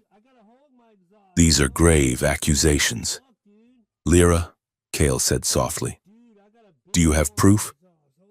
Show them, Lyra ordered Jace. Jace stepped forward. He jammed the datapad into the central console's interface port. We have the logs from the drone attack, Jace said, his voice steady despite the dryness of his throat. We have the schematics of the mind control device found in the old transit ring. And we have the audio of General Hayes authorizing the activation. The central holographic projector flickered to life. A massive, three-dimensional image filled the air above the dais. But it was not the image Jace expected. Instead of the dark, abandoned lab in the Undercity, the footage showed the interior of the Starlight Vengeance's engineering deck. It showed a figure moving in the shadows. The figure turned, and the light caught his face. It was Jace. But it was a Jace that Jace did not recognize. On the screen, he was cold, efficient, and holding a sabotage tool. He was seen cutting the fuel lines, He was seen bypassing the safety protocols. Then, the angle shifted. Lyra appeared on the screen. She was whispering to Jace, handing him a code cylinder. The audio played, clear and damning. "Do it," the digital Lyra whispered. "Make it look like an accident. We will use the chaos to delay the summit." Jace stared at the hologram, his mouth falling open. "That is not real. That never happened." The footage shifted again. It showed Jace and Lyra in the Undercity lab, but the context was twisted. Instead of destroying the device, they appeared to be calibrating it. "The weapon is ready. Highness," the digital Jace said, "your throne is secure." Jace pulled the datapad from the console. Frantic. "They altered it. This is a deep fake, a simulation." The chamber erupted. Nobles rose from their seats, shouting in outrage. Guards unholstered their weapons, the hum of charging plasma rifles filling the air. "Treason," a duke shouted from the first tier. "They plotted against the peace. He is a saboteur," another screamed. "An Earth terrorist." Kale raised a hand, and silence fell instantly. He looked at Lyra with an expression of profound pity. "I had hoped it was not true," Kale said, his voice dripping with sorrow. "We received intelligence reports days ago that this human had compromised you. Lyra, that he was an agent of radical isolationists." He shook his head. "I did not want to believe that the heir to the Empire could be so easily manipulated. But the evidence is irrefutable. You staged the attack. You sought to sabotage the summit to maintain your own power." "Liar!" Lyra shouted, her psychokinetic field flaring, cracking the stone of the dais. "You twisted the data." Kale looked at the guards. "Secure the princess. She is clearly unwell. The human's influence has destabilized her mind." 24 guards rushed the dais. Jace backed up, reaching for the stun baton he had stolen, but he knew it was useless. There were too many of them. "Kill the human!" the crowd chanted. "Execution justice!" Kale looked at Jace. His eyes were cold, dead sharks swimming in a pale sea. "The penalty for high treason is death," Kale said smoothly. "However, out of respect for the princess's condition, we will make it quick." Guards grabbed Jace's arms. He struggled, kicking out, but their grip was like iron. "Lyra!" Jace yelled. "Tell them!" Lyra stood frozen. She looked at the crowd, baying for blood. She looked at Kale, who held the power of life and death in his raised hand, and she looked at Jace. She saw the guards raising their weapons. She saw the inevitability of it. If she fought, they would kill him right here, claiming self-defense. If she argued, they would execute him as a co-conspirator. There was only one move left on the board. Lyra's face went slack. The fire in her eyes vanished, replaced by a mask of icy indifference. She straightened her spine, looking every inch the imperious royal. "Stop," Lyra commanded. The guards hesitated. Kale arched an eyebrow. "I will not have this court turned into a slaughterhouse," Lyra said, her voice devoid of emotion. "It is beneath us." She turned to Jace. She looked him in the eye. And for a second, Jace saw a flicker of desperate panic behind her pupils. A silent plea. "Forgive me." Then the shutter came down. "The human is of no consequence," Lyra said coldly, her voice carrying to the back of the room. "He was a distraction, a toy I used to amuse myself during a tedious voyage." Jace stopped struggling. The words hit him harder than a physical blow. "Lyra," he whispered. "Do not speak to me," she sneered, looking down her nose at him. "I was foolish to think a primitive could understand the complexities of Helian politics. I allowed him to tag along.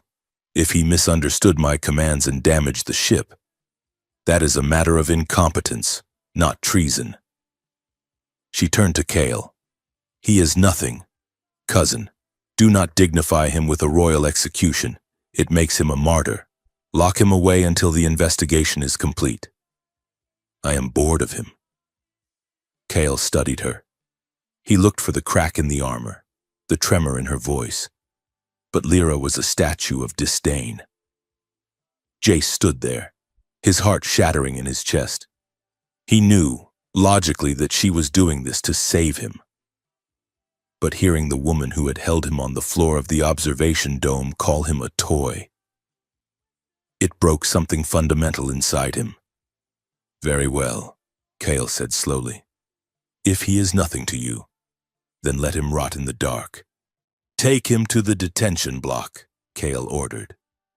The guards yanked Jace backward. Lyra! Jace shouted, the hurt bleeding into his voice. Do not do this! Lyra turned her back on him. She did not watch as they dragged him away. She stood rigid, staring at her cousin as the doors slammed shut, cutting off Jace's pleas. The detention cell was a cube of white light. There were no corners, no shadows, just an endless, blinding brightness designed to disrupt the circadian rhythm and break the will. Jace sat on the single bench, his head in his hands. He had been there for 6 hours, or maybe 6 days. It was hard to tell. He cycled through the stages of grief like a malfunctioning playlist. First came the anger. He paced the small cell, cursing Kale, cursing the Empire, cursing the day he picked up the wrong boarding pass. Then came the fear. He was going to die here. No one knew where he was. The Earth delegation had likely disavowed him the moment the hologram played. And finally, the heartbreak. He is nothing, he whispered to the empty room, mimicking her tone. Just a distraction. He laughed, a bitter, jagged sound that scraped his throat. Well, Jace, he muttered to himself, you wanted a memorable trip. Congratulations. You have achieved the worst breakup in galactic history. Most people just get a text message. I got denounced in front of the Senate and thrown into a white box. He lay back on the bench, staring at the ceiling. The worst part was the voice in the back of his head, the insecure voice from District 9 that had always told him he didn't belong in the palaces and starships. That voice was currently screaming, I told you so. Of course she turned on you, the voice whispered. She is a princess made of starlight. You are a guy with a fake resume and a cheap suit. It was always going to end like this. He closed his eyes, trying to block out the light. But even in the dark of his own mind, he saw her eyes, the way she had looked at him in the dome. Was that a lie too, he wondered? Or was the lie what happened in the throne room? He didn't know which answer hurt more. While Jace rotted in the light, Lyra walked into the darkness. She stood in the center of Regent Kale's private study. It was a room of shadows and rare artifacts, smelling of old paper and ambition. Kale sat behind his desk, watching her. I am pleased you came to your senses. Lyra, he said, pouring 2 glasses of heavy dark wine. For a moment, I thought I had lost you to the madness. I was confused, Lyra said. She kept her voice flat, submissive. The human. He has a strange way of clouding one's judgment. He made me question the necessity of order. Humans are chaotic by nature, Kyle said, sliding a glass across the desk. They mistake freedom for happiness. They do not understand that true happiness comes from purpose, from knowing one's place. Lyra took the glass. Her hand did not shake. I am ready to accept my place, cousin, she said. Kyle smiled. It was a genuine smile this time, which made it infinitely more terrifying. Good. The summit begins in 12 hours. The Vargos prince has arrived. He is eager to meet his bride. And the device? Lyra asked, taking a sip of the wine. It tasted like blood and iron. It is prepared, Kyle said. You will wear the bridal crown. It has been modified. When the vows are exchanged, the neural link will activate. Your submission to the prince will be broadcast to the delegates. They will feel your peace. They will feel your obedience. And they will embrace it as their own. Lyra lowered her eyes. A peace oath, she murmured. Precisely. A galaxy united in a single harmonious thought. No more war, no more dissent, just silence. While Kale spoke, reveling in his monologue, Lyra's hand was under the folds of her robe. She was wearing a ring, a simple band of silver that Jace had found in the undercity market. It wasn't jewelry, it was a proximity skimmer. She tapped the ring against the side of the wine glass in a rhythmic pattern. Tap, tap, tap, tap.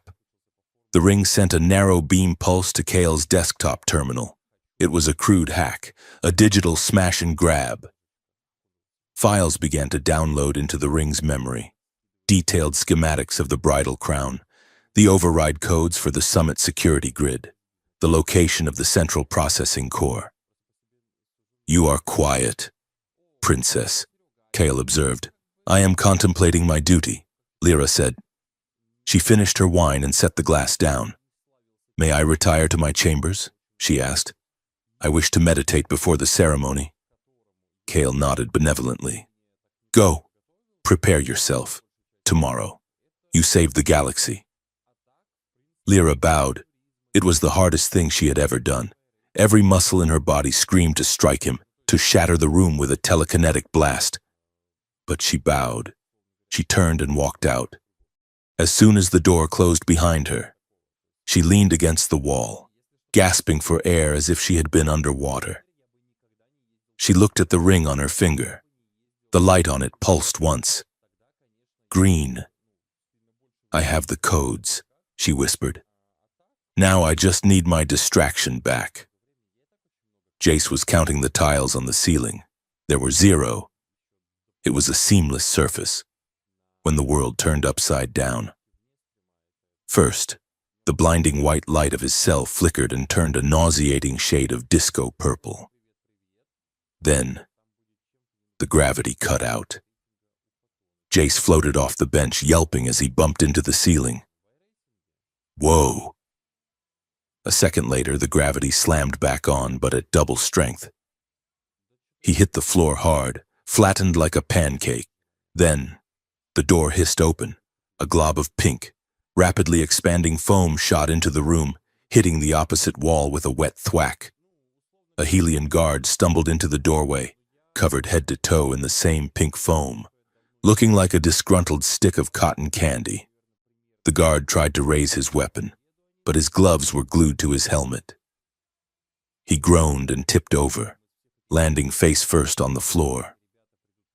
A figure stepped over the fallen guard. Kira ducked her head to enter the cell.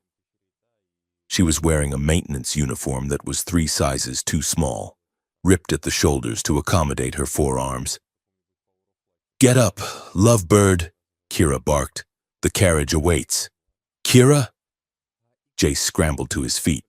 What is happening? I am improvising, Kira said, handing him a bundle of clothes. Put this on, and hurry. I flooded the security sub-level with riot foam and set the gravity generators to party mode.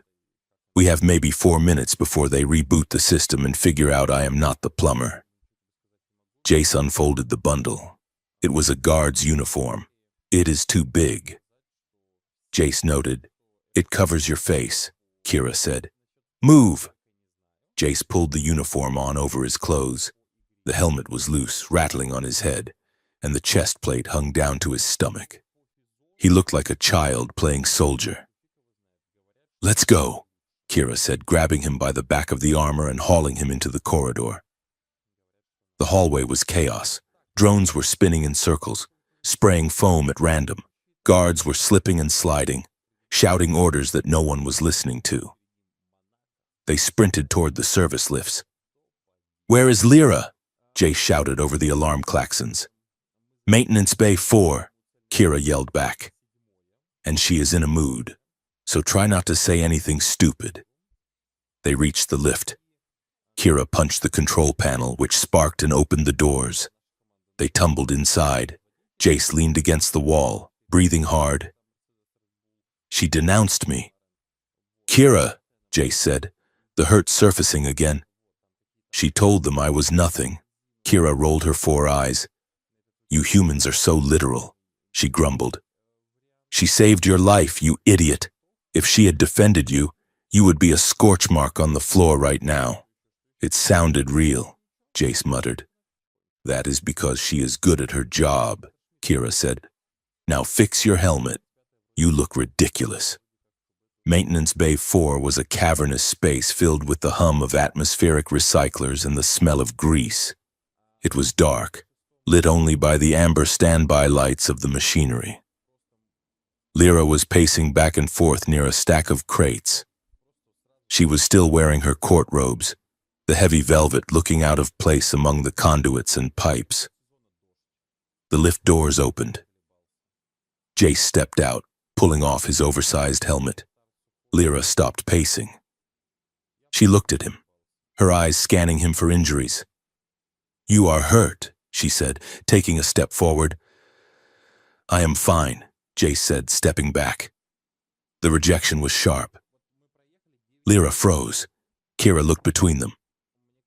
"Right," the smuggler said. "I am going to go. Monitor the door. From the other side. Far away." She retreated into the shadows. Jace and Lyra stood alone in the gloom. "Jace," Lyra started, her voice trembling slightly. "Nothing," Jace asked, his voice low and dangerous. "I was a distraction? A toy?" "I had to," Lyra pleaded. "Kale was going to kill you. You could have fought," Jace shouted. "You are the most powerful telepath in the system. You could have thrown them through the walls." "And then what?" Lyra shouted back, her composure cracking. "We would be fugitives, hunted by the entire fleet. The conspiracy would continue, the device would be activated, and the galaxy would fall." She stepped closer, her eyes blazing. "I did not choose my pride. Jace, I chose you. I chose your life. Because I cannot do this without you." "You have a funny way of showing it," Jace snapped. "You broke me, Lyra, sitting in that cell at..." "Hearing you say those things." "I hated it," Lyra screamed. She slammed her hand against a metal pipe, the sound ringing through the bay. "I hated every word. It tasted like poison." She grabbed the lapels of his oversized uniform, shaking him. "Do you think it is easy? To look at the only person who has ever seen me, truly seen me, and call him nothing? I wanted to burn the city down, Jace. I wanted to tear Kale apart with my bare hands." She was crying now, tears of silver tracking through the dust on her face. "But I am a princess," she sobbed. "And princesses do not get to throw tantrums. We have to be cold. We have to be cruel. We have to sacrifice the things we love to save the things we rule." The word hung in the air. Love. Jace stopped breathing. He looked at her. He saw the cracks in the mask. He saw the terrified girl who was carrying the weight of 2 worlds on her shoulders. He realized, with a sudden crushing clarity, that she was right. She had taken the hardest path. She had hurt him to save him. The anger drained out of him, leaving only a fierce, burning need. "You love me?" Jace whispered. Lyra looked up at him, her eyes fierce and wet. "I would burn my crown before I let anyone own you." She swore, "I would tear this empire down brick by brick if it meant you were safe." She didn't get to finish the sentence. Jace closed the distance between them. He grabbed her face in his hands and kissed her. It wasn't gentle. It was a collision. It was an apology and a declaration of war all at once. Lyra made a sound in her throat, a desperate whimper, and threw her arms around his neck. She pulled him down, burying her hands in his hair. They stumbled backward, slamming into the bulkhead. Jace pressed her against the cool metal, his body shielding her, claiming her. The kiss was messy, full of teeth and tears and breath. It was the taste of desperation. It was the feeling of two people standing on the edge of the abyss and choosing to jump together. Jace pulled back, gasping for air, his forehead resting against hers. "Do not ever do that again," he warned, his voice rough. "Do not ever pretend I am nothing, I promise," Lyra whispered, her hands clutching the fabric of his uniform. "Never again."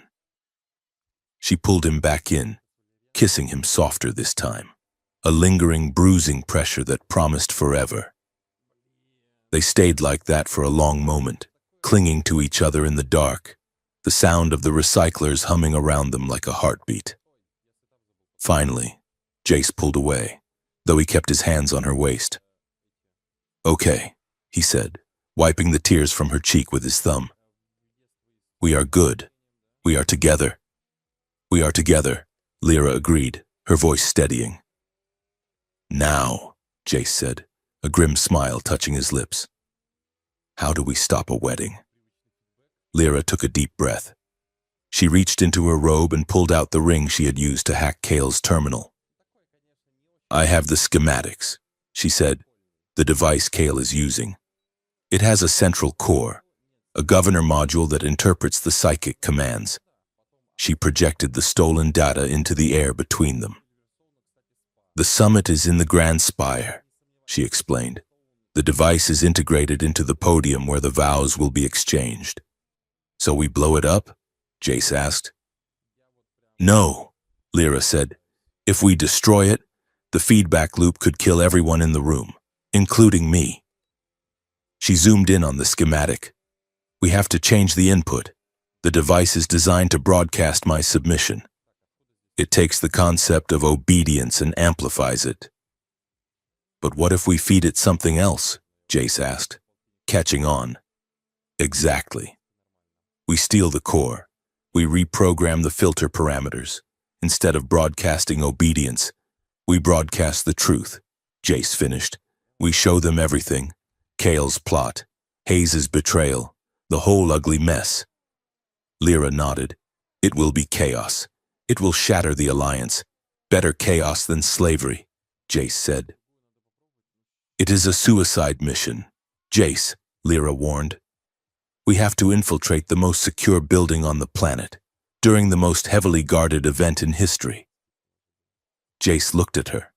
He looked at the silver braids in her hair, the fierce set of her jaw. He looked at the woman who had just told him she would burn an empire for him. He grinned.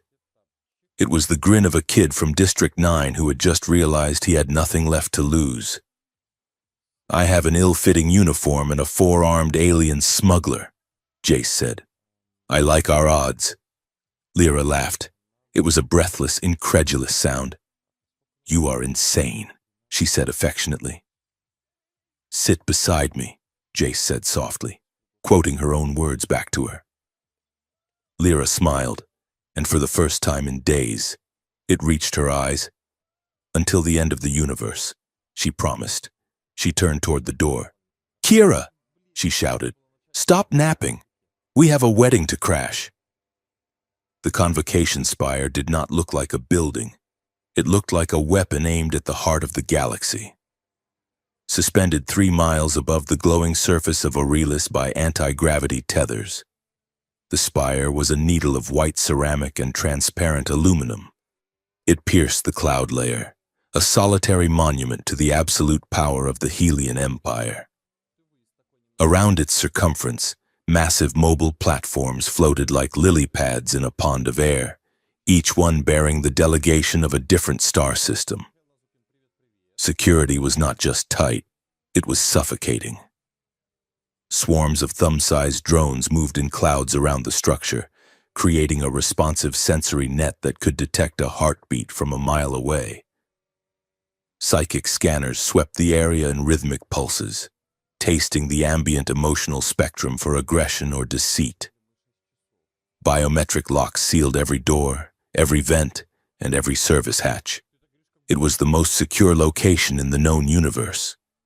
and Jace Moreno was currently crawling through its septic ventilation system. "I hate this," Jace whispered, his voice muffled by the rebreather mask clamped over his face. "I hate this so much. Why is the ventilation always the answer? Do evil empires not believe in motion sensors in the ducts? Stop complaining," Kira's voice crackled in his earpiece, "and keep your knees up. If you touch the floor panels, the pressure sensors will trigger, and we will be incinerated by laser grids." Jace adjusted his grip on the smooth metal of the shaft. He and Kira were disguised as Level 4 sanitation technicians, wearing jumpsuits woven from active nanofabric. The material was currently shifting its color and texture to match the dull gray of the ductwork, rendering them nearly invisible to visual scans. They were 60 floors below the main summit chamber, inching their way toward the primary control core. Above them, in the blinding light of the grand hall, the play was about to begin. Lyra stood before a mirror in the prep chamber, staring at a stranger. She was dressed in the full ceremonial regalia of a Helian bride. The gown was a towering construct of white silk and stiffened gold wire, designed to restrict movement and enforce a posture of submission. Her hair was pulled back so tightly it ached, woven with diamonds that caught the harsh lights of the vanity. She looked perfect. She looked compliant. She looked like a trophy waiting to be claimed. But if one looked closely, very closely, they would see the tension in the line of her jaw. They would see the way her pulse jumped in the hollow of her throat. A door opened behind her. Regent Kale entered, followed by General Ryland Hayes. "You look magnificent." "Cousin," Kale said, his voice smooth as oil. "The Vargos Prince will be pleased. He will be pleased with the alliance," Lyra said, keeping her voice flat. "My appearance is irrelevant." "On the contrary," Hayes rumbled, stepping forward. The general was wearing his dress blues, medals clinking on his chest. "Appearances are everything, Your Highness. The galaxy needs to see stability. They need to see that the Helian Empire and Earth are united in vision." Lyra turned to face them. She summoned every ounce of her royal training, layering a veneer of defeated acceptance over the raging fire in her gut. "I have reviewed the protocols," Lyra lied. "I understand what must be done. If my marriage secures the safety of my people, I will perform my duty."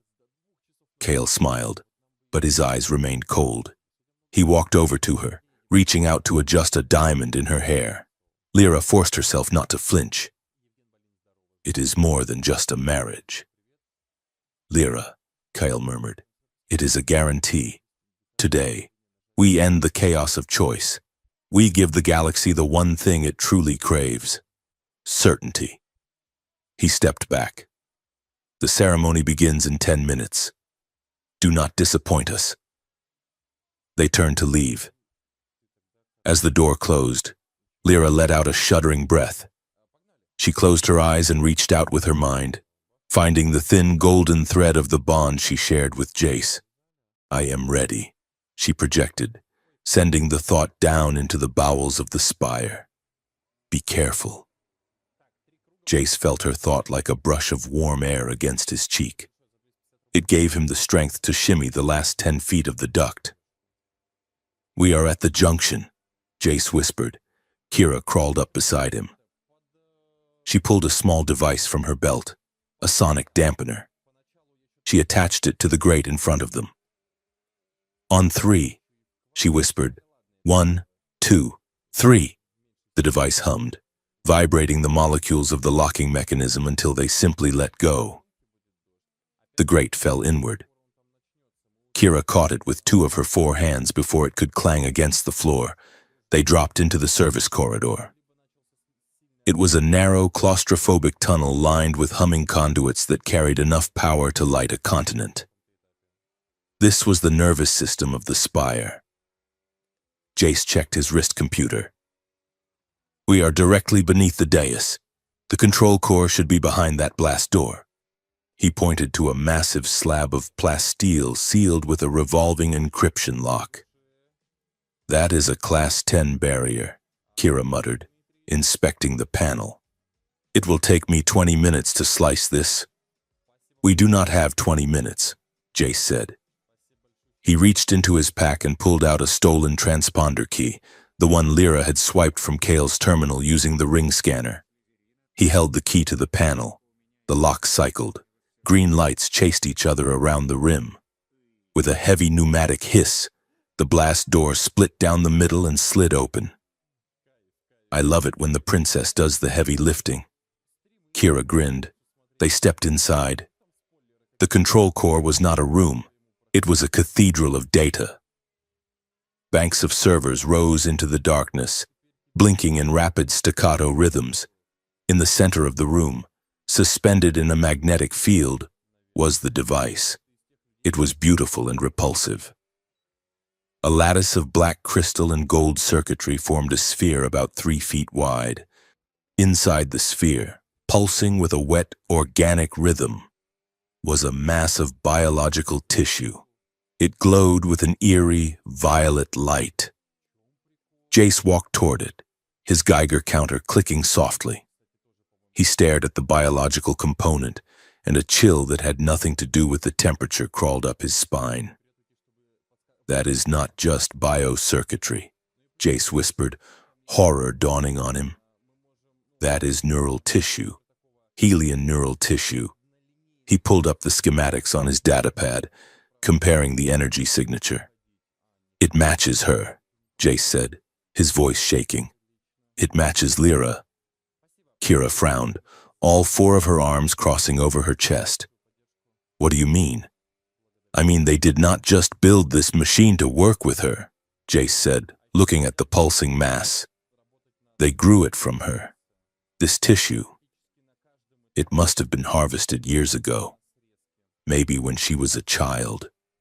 It is a clone of her own psychic center. He looked at the device with revulsion. It is a cage. Kira. They built a cage out of her own flesh. The machine is designed to resonate perfectly with her brainwaves. Once she connects to it, she won't just be piloting it. She will be dissolved into it. Kira unslung her heavy rifle. Then we have to kill it. Now. No, Jace said, stopping her. If we shoot it, the backlash will fry Lyra's brain instantly, and we have to reprogram it. We have to change the broadcast signal from obey to reveal. He ran to the main console and jacked in his interface cable. His fingers flew across the holographic keyboard. I need 5 minutes to rewrite the command syntax, Jace said. You have 3, Kira said, watching the monitors. The ceremony is starting. High above, the convocation hall was a sea of silence. Lyra walked down the long aisle of light. To her left and right, the delegates of 50 worlds watched. There were the insectoid diplomats of the Krell, the gas-breathing merchants of Jupiter Station, and the stoic human representatives of the Earth Coalition. At the end of the aisle, on the floating dais, stood the Vargos Prince. He was a massive creature covered in ceremonial furs, his face hidden behind a gold mask. Beside him stood Regent Kale and a high priest holding a cushion. On the cushion sat the bridal crown. It was not a piece of jewelry. It was a technological shackle. The silver band was studded with neural inhibitor nodes that would drill microscopically into the skull upon contact. Lyra ascended the dais. She stood before the prince. Kale stepped forward to the microphone. Citizens of the Alliance, he began, his voice booming.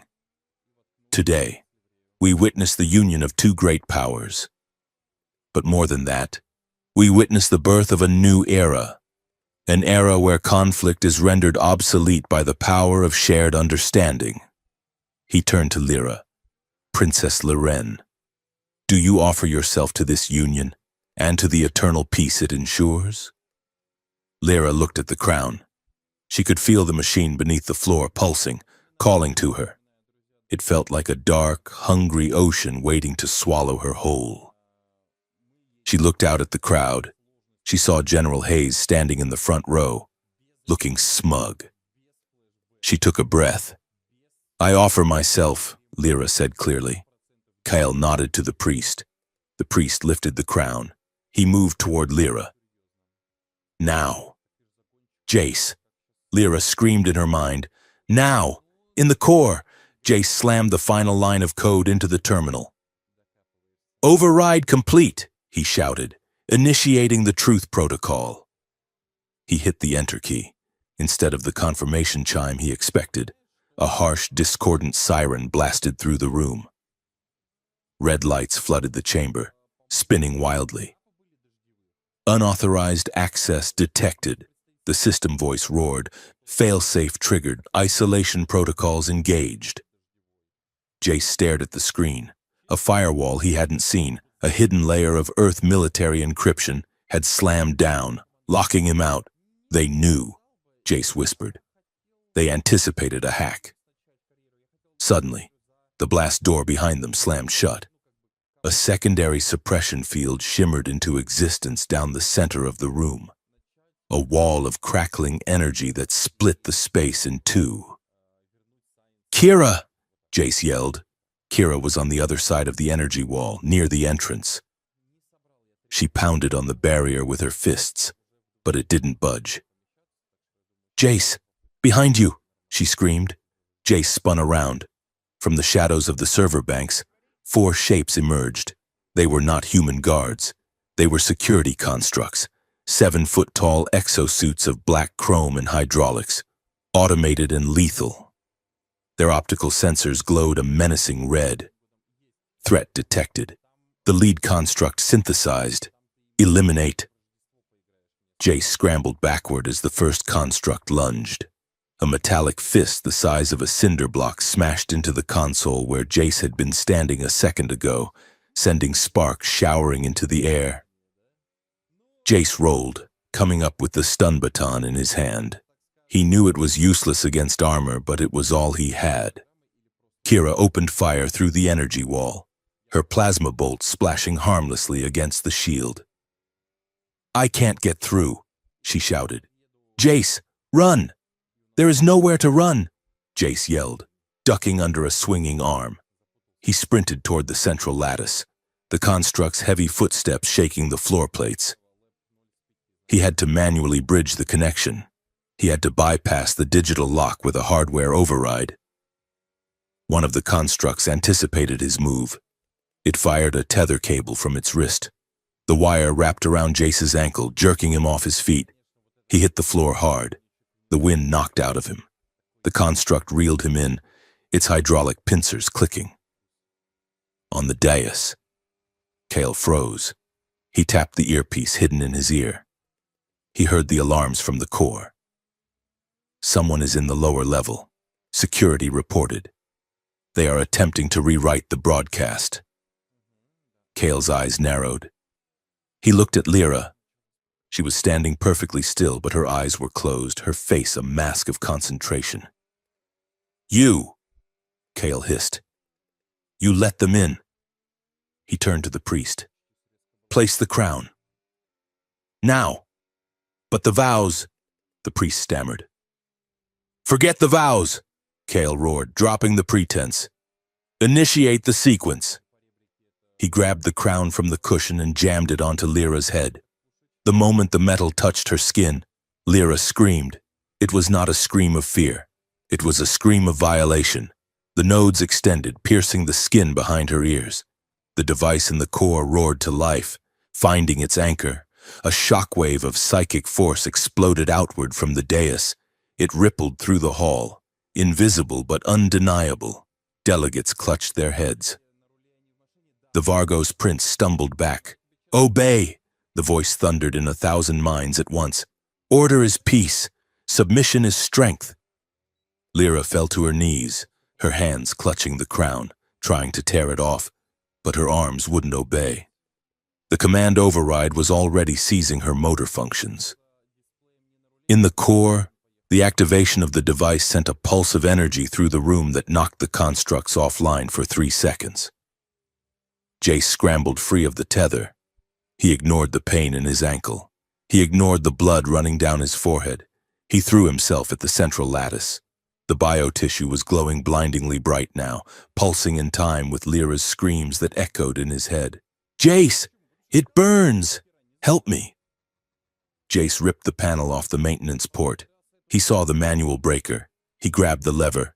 He had a choice. The system diagnostic screen next to him flashed 2 options in stark red text.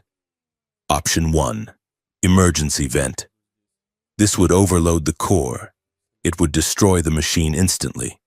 It would stop the mind control. But the backlash would liquefy the neural tissue.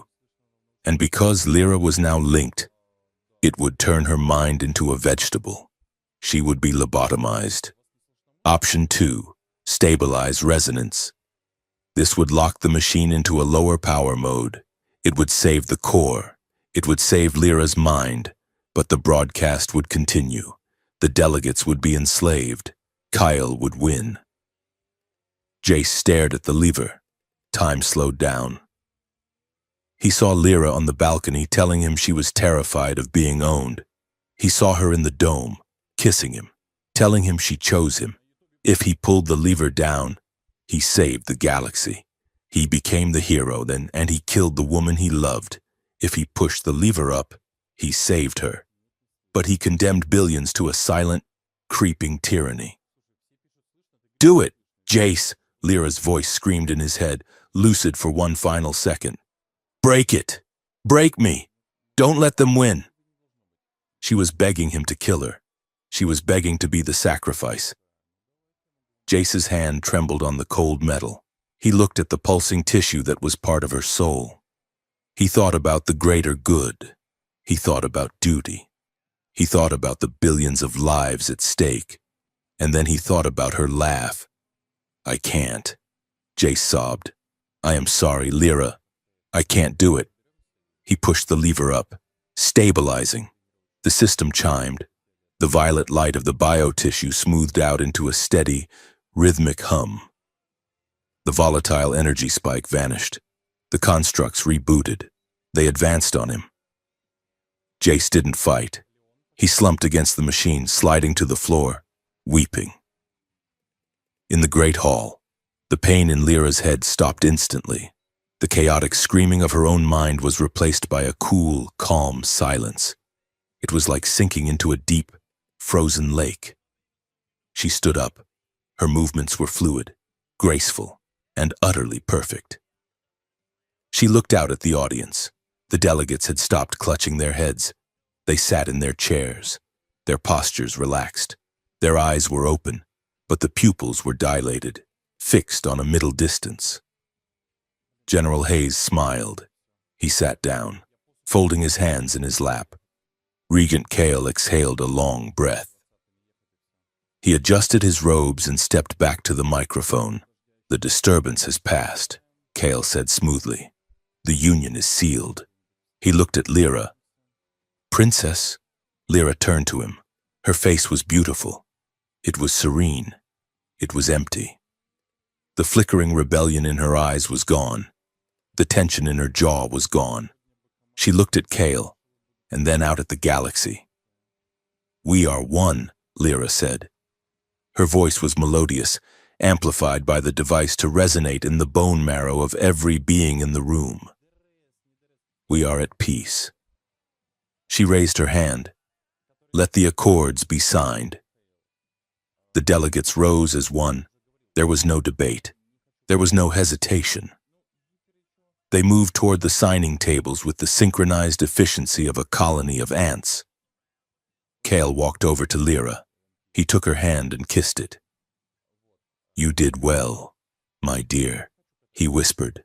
Lyra did not pull away. She did not flinch. She smiled at him, a perfect empty smile. "Thank you, Regent," she replied. In the core, the security construct stopped inches from Jace. Threat assessment update. The lead construct droned. Target Jace Moreno is classified as non-combatant, detained for processing. They didn't kill him. They didn't need to. He wasn't a threat anymore. He had lost. The energy wall faded. Kira rushed through, sliding to her knees beside him. "Jace, what did you do?" she demanded, shaking him. "The broadcast is still active. I can feel it itching in my teeth. Why didn't you destroy it?" Jace looked up at her. His face was streaked with tears and grime. He looked like a man who had just sold his soul and didn't even get a receipt. "I couldn't kill her." "Kira." Kira stared at him. She looked at the humming machine, then back at him. Her 4 shoulders slumped. "Oh, kid," she whispered. "You just doomed us all." "I know," Jace whispered. 2 constructs grabbed him by the arms, hauling him to his feet. He didn't resist. He looked up at the ceiling, as if he could see through the layers of steel and concrete to the woman standing on the dais. "Lyra?" He sent the thought out, a desperate ping into the void. There was no answer. The bond was still there. He could feel the connection.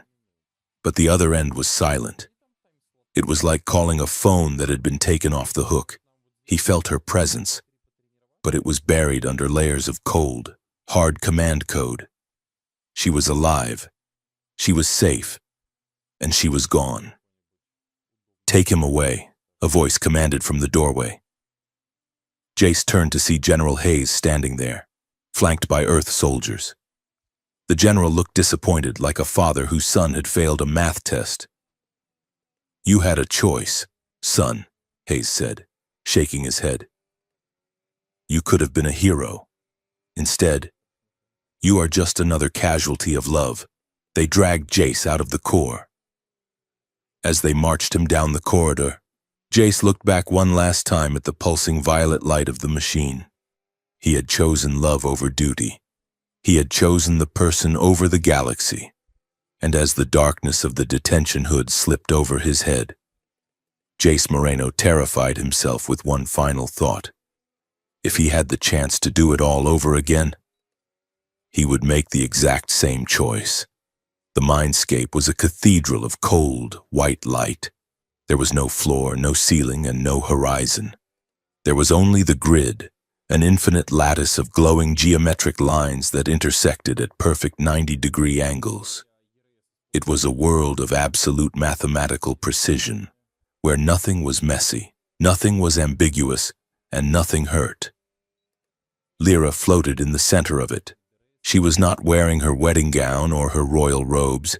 She was naked, but not in a way that suggested vulnerability. She was composed of pure silver light, her body a flawless construct of data and energy. Chains of golden code wrapped around her wrists, her ankles, and her throat. They did not chafe. They hummed with a sedating, melodic vibration. Order. The voice of Regent Kale echoed from everywhere and nowhere. Order is safety. Chaos is death. Submission. General Hayes's voice rumbled like distant thunder. The variable must be resolved. The equation must balance. Lyra's consciousness drifted on the current of the broadcast. She tried to remember why she should fight. She tried to remember anger. She tried to remember fear. But the machine smoothed them away. It took the jagged edges of her identity and sanded them down until she was a smooth, round stone in a river of obedience. "I am the anchor," she thought, the words feeling foreign but correct. "I am the stillness at the center of the storm." The device fed her endorphins, synthetic joy to reward compliance. It felt good to let go. It felt good to stop carrying the weight of the galaxy. Then, a flicker. At the very edge of her peripheral vision, in the far distance of the white void, a spark of red static appeared. It was ugly. It was discordant. It did not fit the pattern. The machine tried to delete it. The white light swarmed the red spark, trying to overwrite it with more geometry. But the spark persisted. It grew. It pulse-pounded with a rhythm that was frantic, terrified, and undeniably human. Lyra! The name tore through the silence like a scream in a library. Lyra frowned. The expression felt strange on her smooth face. Who is Lyra? She wondered. I am the anchor. You are not an anchor, the voice shouted, closer now. You are a storm. The white floor beneath her fractured. A crack appeared in the perfection, jagged and dark. And through that crack, a figure climbed. It was Jace. He did not look like a being of light. He looked like a glitch. He was rendered in messy analog textures, worn denim, sweat, blood, fear. He was a chaotic scribble in a masterpiece of order. He walked toward her across the fracturing void, ignoring the code that tried to erase him. Lyra, the glitch said, reaching out a hand that was shaking. Come back to me. In the physical world, the convocation spire was a fortress of silence. The delegates sat in their rows, eyes glazed, breathing in unison. The air hummed with the psionic field, a heavy blanket that smothered thought. On the dais, Lyra stood like a statue, the crown pulsing with violet light. Regent Kale watched her with a look of profound satisfaction. It was done. The peace was absolute. Then, the doors at the far end of the hall exploded. They did not open, they were blasted off their hinges. Jace Moreno burst into the hall. He was bleeding from a cut above his eye, his uniform torn, and he was holding a stolen security datapad in one hand and a standard-issue wrench in the other, behind him, in the corridor. The sounds of chaos echoed, Kira's roar and the screech of malfunctioning drones. She had bought him 30 seconds. Stop him, Kyle screamed, his composure shattering. Guards raised their rifles. Energy bolts sizzled through the air. Jace did not stop. He did not take cover. He sprinted down the central aisle, his eyes locked on the woman on the stage. He tapped the datapad frantically as he ran, bypassing the safety protocols of his own neural implant. The device in his head shrieked a warning. Unshielded connection imminent. Fatal error. He ignored it. He hacked the interface of the broadcast crown, not to shut it down, but to open a two-way street. A plasma bolt clipped his shoulder, spinning him around. Jace stumbled, hitting the floor hard. He groaned, the smell of singed fabric filling his nose. Stay down.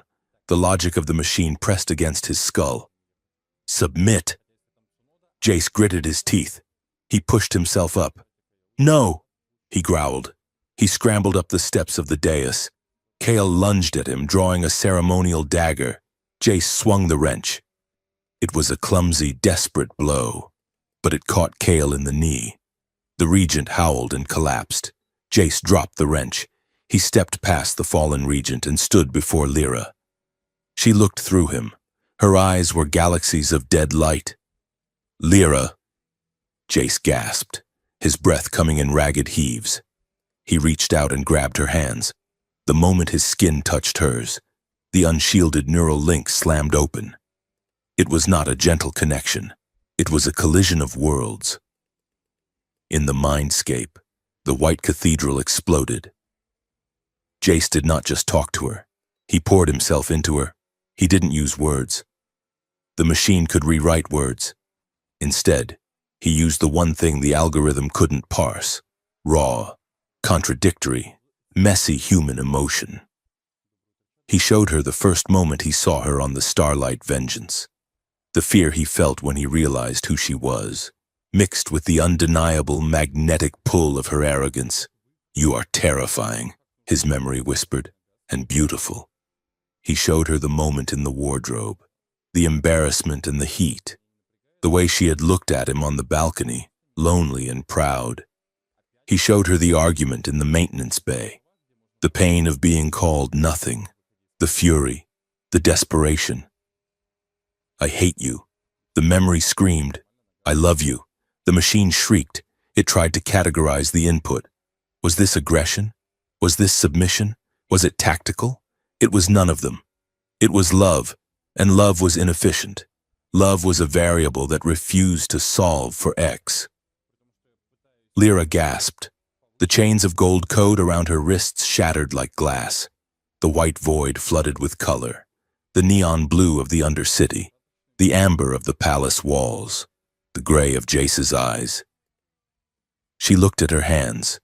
They were no longer made of light. They were silver skin and bone. She looked at Jace, standing before her in the mental storm. "You stayed," she whispered, her voice echoing with the force of a returning god. "I sat beside you," Jace replied, smiling through the blood on his face. "I am not moving." Lyra closed her eyes. She felt the machine trying to reassert control, trying to build the walls back up. It offered her peace. It offered her a universe where no one ever got hurt because no one ever made a choice. She remembered her mother's voice, a memory buried deep beneath the trauma. Peace is not the absence of conflict. Lyra. It is the presence of justice. She realized then that Kale and Hayes were wrong. They thought peace was a product you could manufacture. But peace was a garden. It had to be grown. It had to be messy. It had to weather storms. Allowing herself to be chained wasn't a sacrifice. It was a surrender.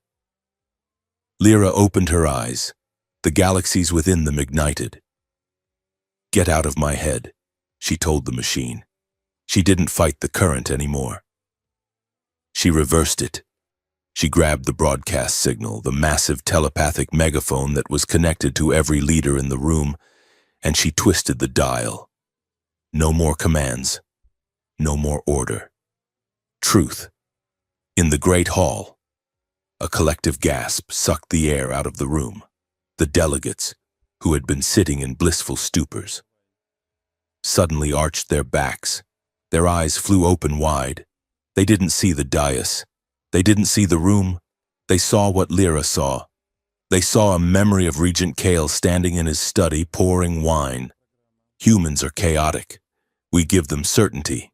They saw General Hayes signing the authorization order for the drone attack on the ship. The girl is the variable. Break her.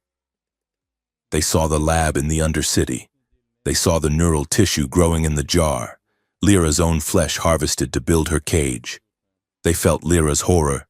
They felt her violation. And then, they felt her rage.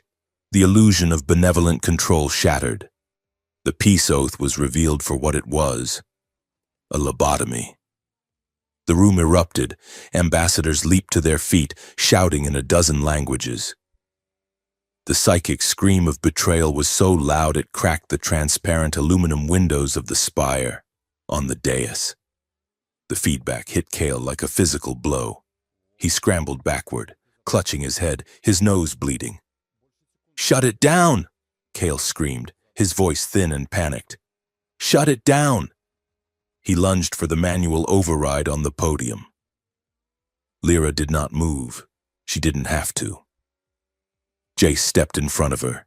He didn't have a weapon. He didn't have armor. He just had his fists and a lot of pent-up aggression from 3 weeks of being treated like a pet. He tackled Kale.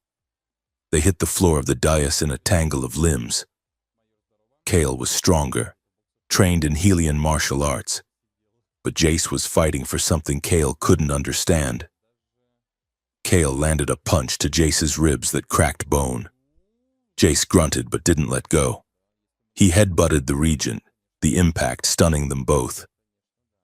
General Hayes, seeing the operation collapsing, drew his sidearm. He aimed at Lyra.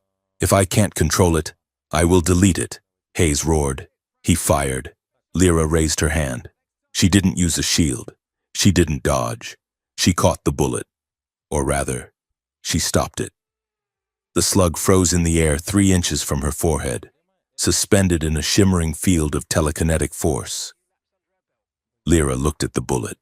She looked at Hayes. She flicked her wrist. The bullet dropped to the floor with a harmless clink. Then she pushed.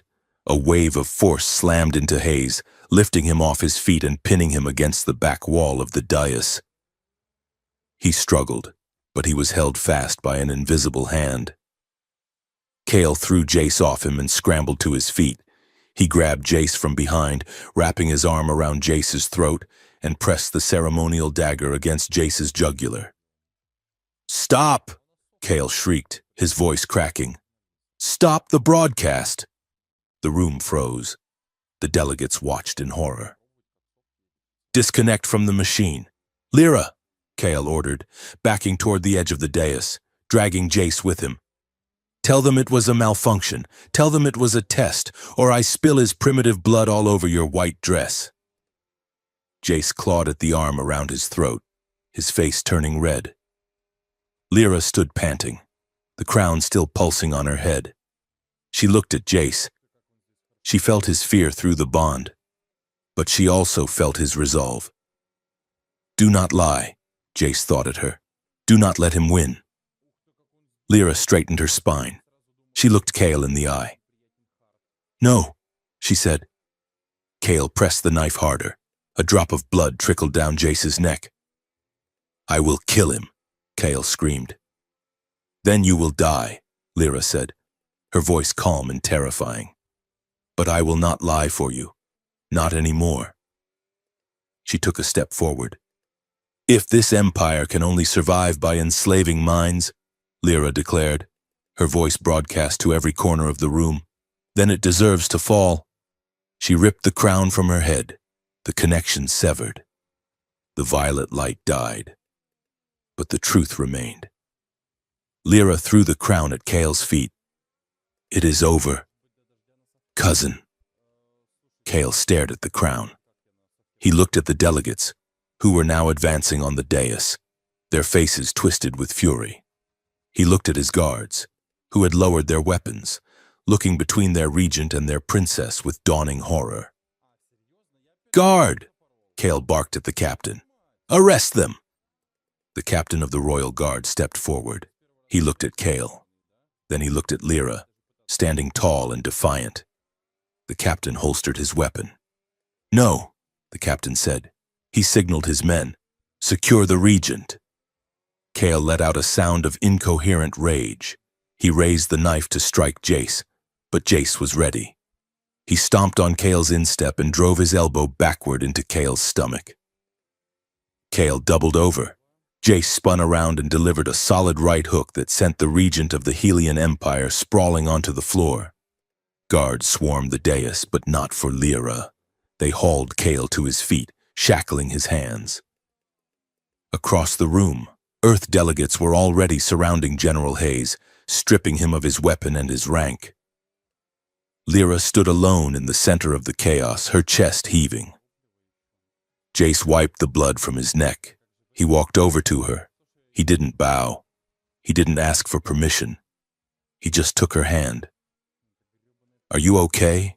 he asked. Lyra looked at the ruins of her wedding. She looked at the political order of the galaxy collapsing in real time. She squeezed his hand. "I have never been better." The aftermath was not a celebration. It was a triage. The summit did not end with a treaty. It ended with shouting matches, resignations, and the frantic drafting of new protocols. But it was honest. For the first time in history, the Helian Empire and the Earth Coalition sat across from each other not as masters and supplicants, but as two groups of people realizing they had both been played. Late that night, Jace and Lyra found themselves in the observation dome of the spire. The glass was cracked from the sonic boom of the psychic scream, and the wind whistled through the gaps, cold and clean. Lyra sat on the edge of the platform, her legs dangling over the city lights. She had changed out of the wedding dress into simple trousers and a tunic. Jace stood leaning against a pillar, nursing a bruise on his jaw with an ice pack. "We broke it," Jace said, looking out at the skyline, the alliance, the treaty, all of it. "We broke the lie," Lyra corrected. Now we have to build something real. She looked at him. You saved me, Jace, in the core. You could have destroyed the machine and wiped my mind, but you didn't. Jace looked down. I almost did. I had my hand on the lever. I thought I had to sacrifice you to save them. Why didn't you? Because I am selfish, Jace said, his voice cracking. Because a universe without you isn't worth saving. Lyra stood up and walked to him. She took the ice pack from his hand and set it down. That is not selfishness. Jace, that is the third way. She placed her hands on his chest. Kale wanted order. He wanted us to be machines. He thought the only choice was between control and chaos. But you chose the third option. You chose connection. She looked up at him, her eyes searching his face. We used each other as shields. Jace, I used you to hide from my duty. You used me to hide from your insecurity, but in the end, we stopped hiding. Jace wrapped his arms around her waist, pulling her close. The psychic bond flared between them, a warm, steady hum of shared presence. I am scared, Lyra, he admitted, of what comes next. Me too, she whispered. She stood on her tiptoes. Kiss me, she ordered softly. And this time, do not stop.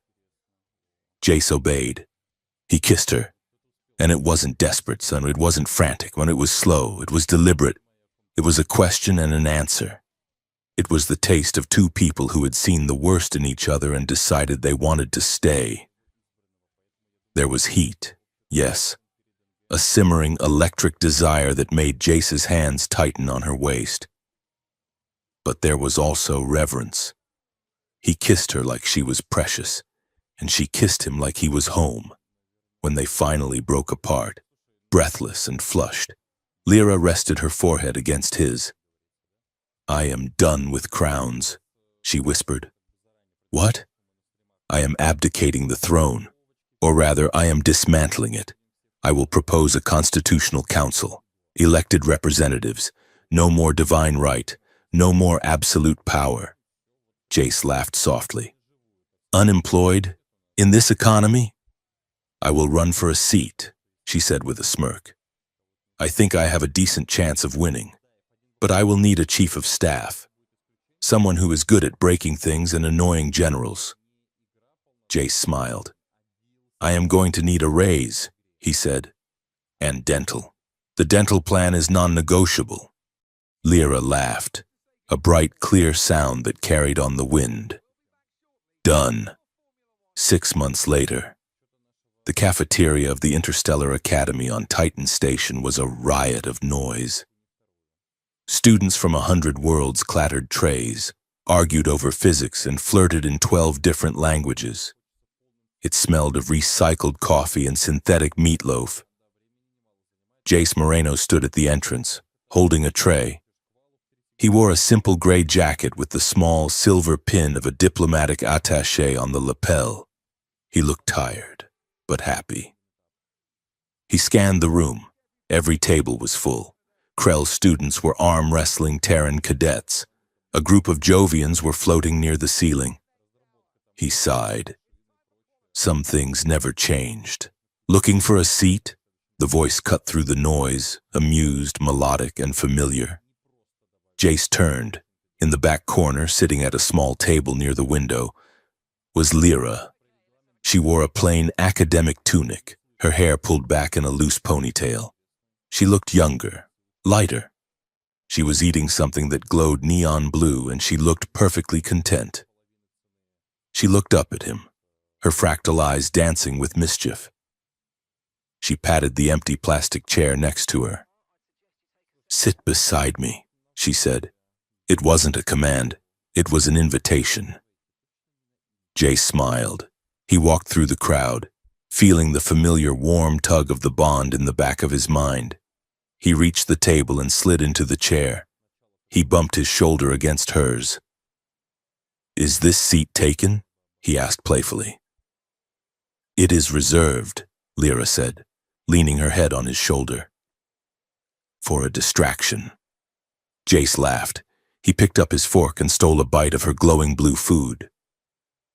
They sat there together, amidst the noise and the chaos of a galaxy learning to live with itself. They didn't need words. They didn't need telepathy. They just sat side by side, two people who had chosen each other, watching the stars turn outside the window. And for the first time in a long time, everything was quiet.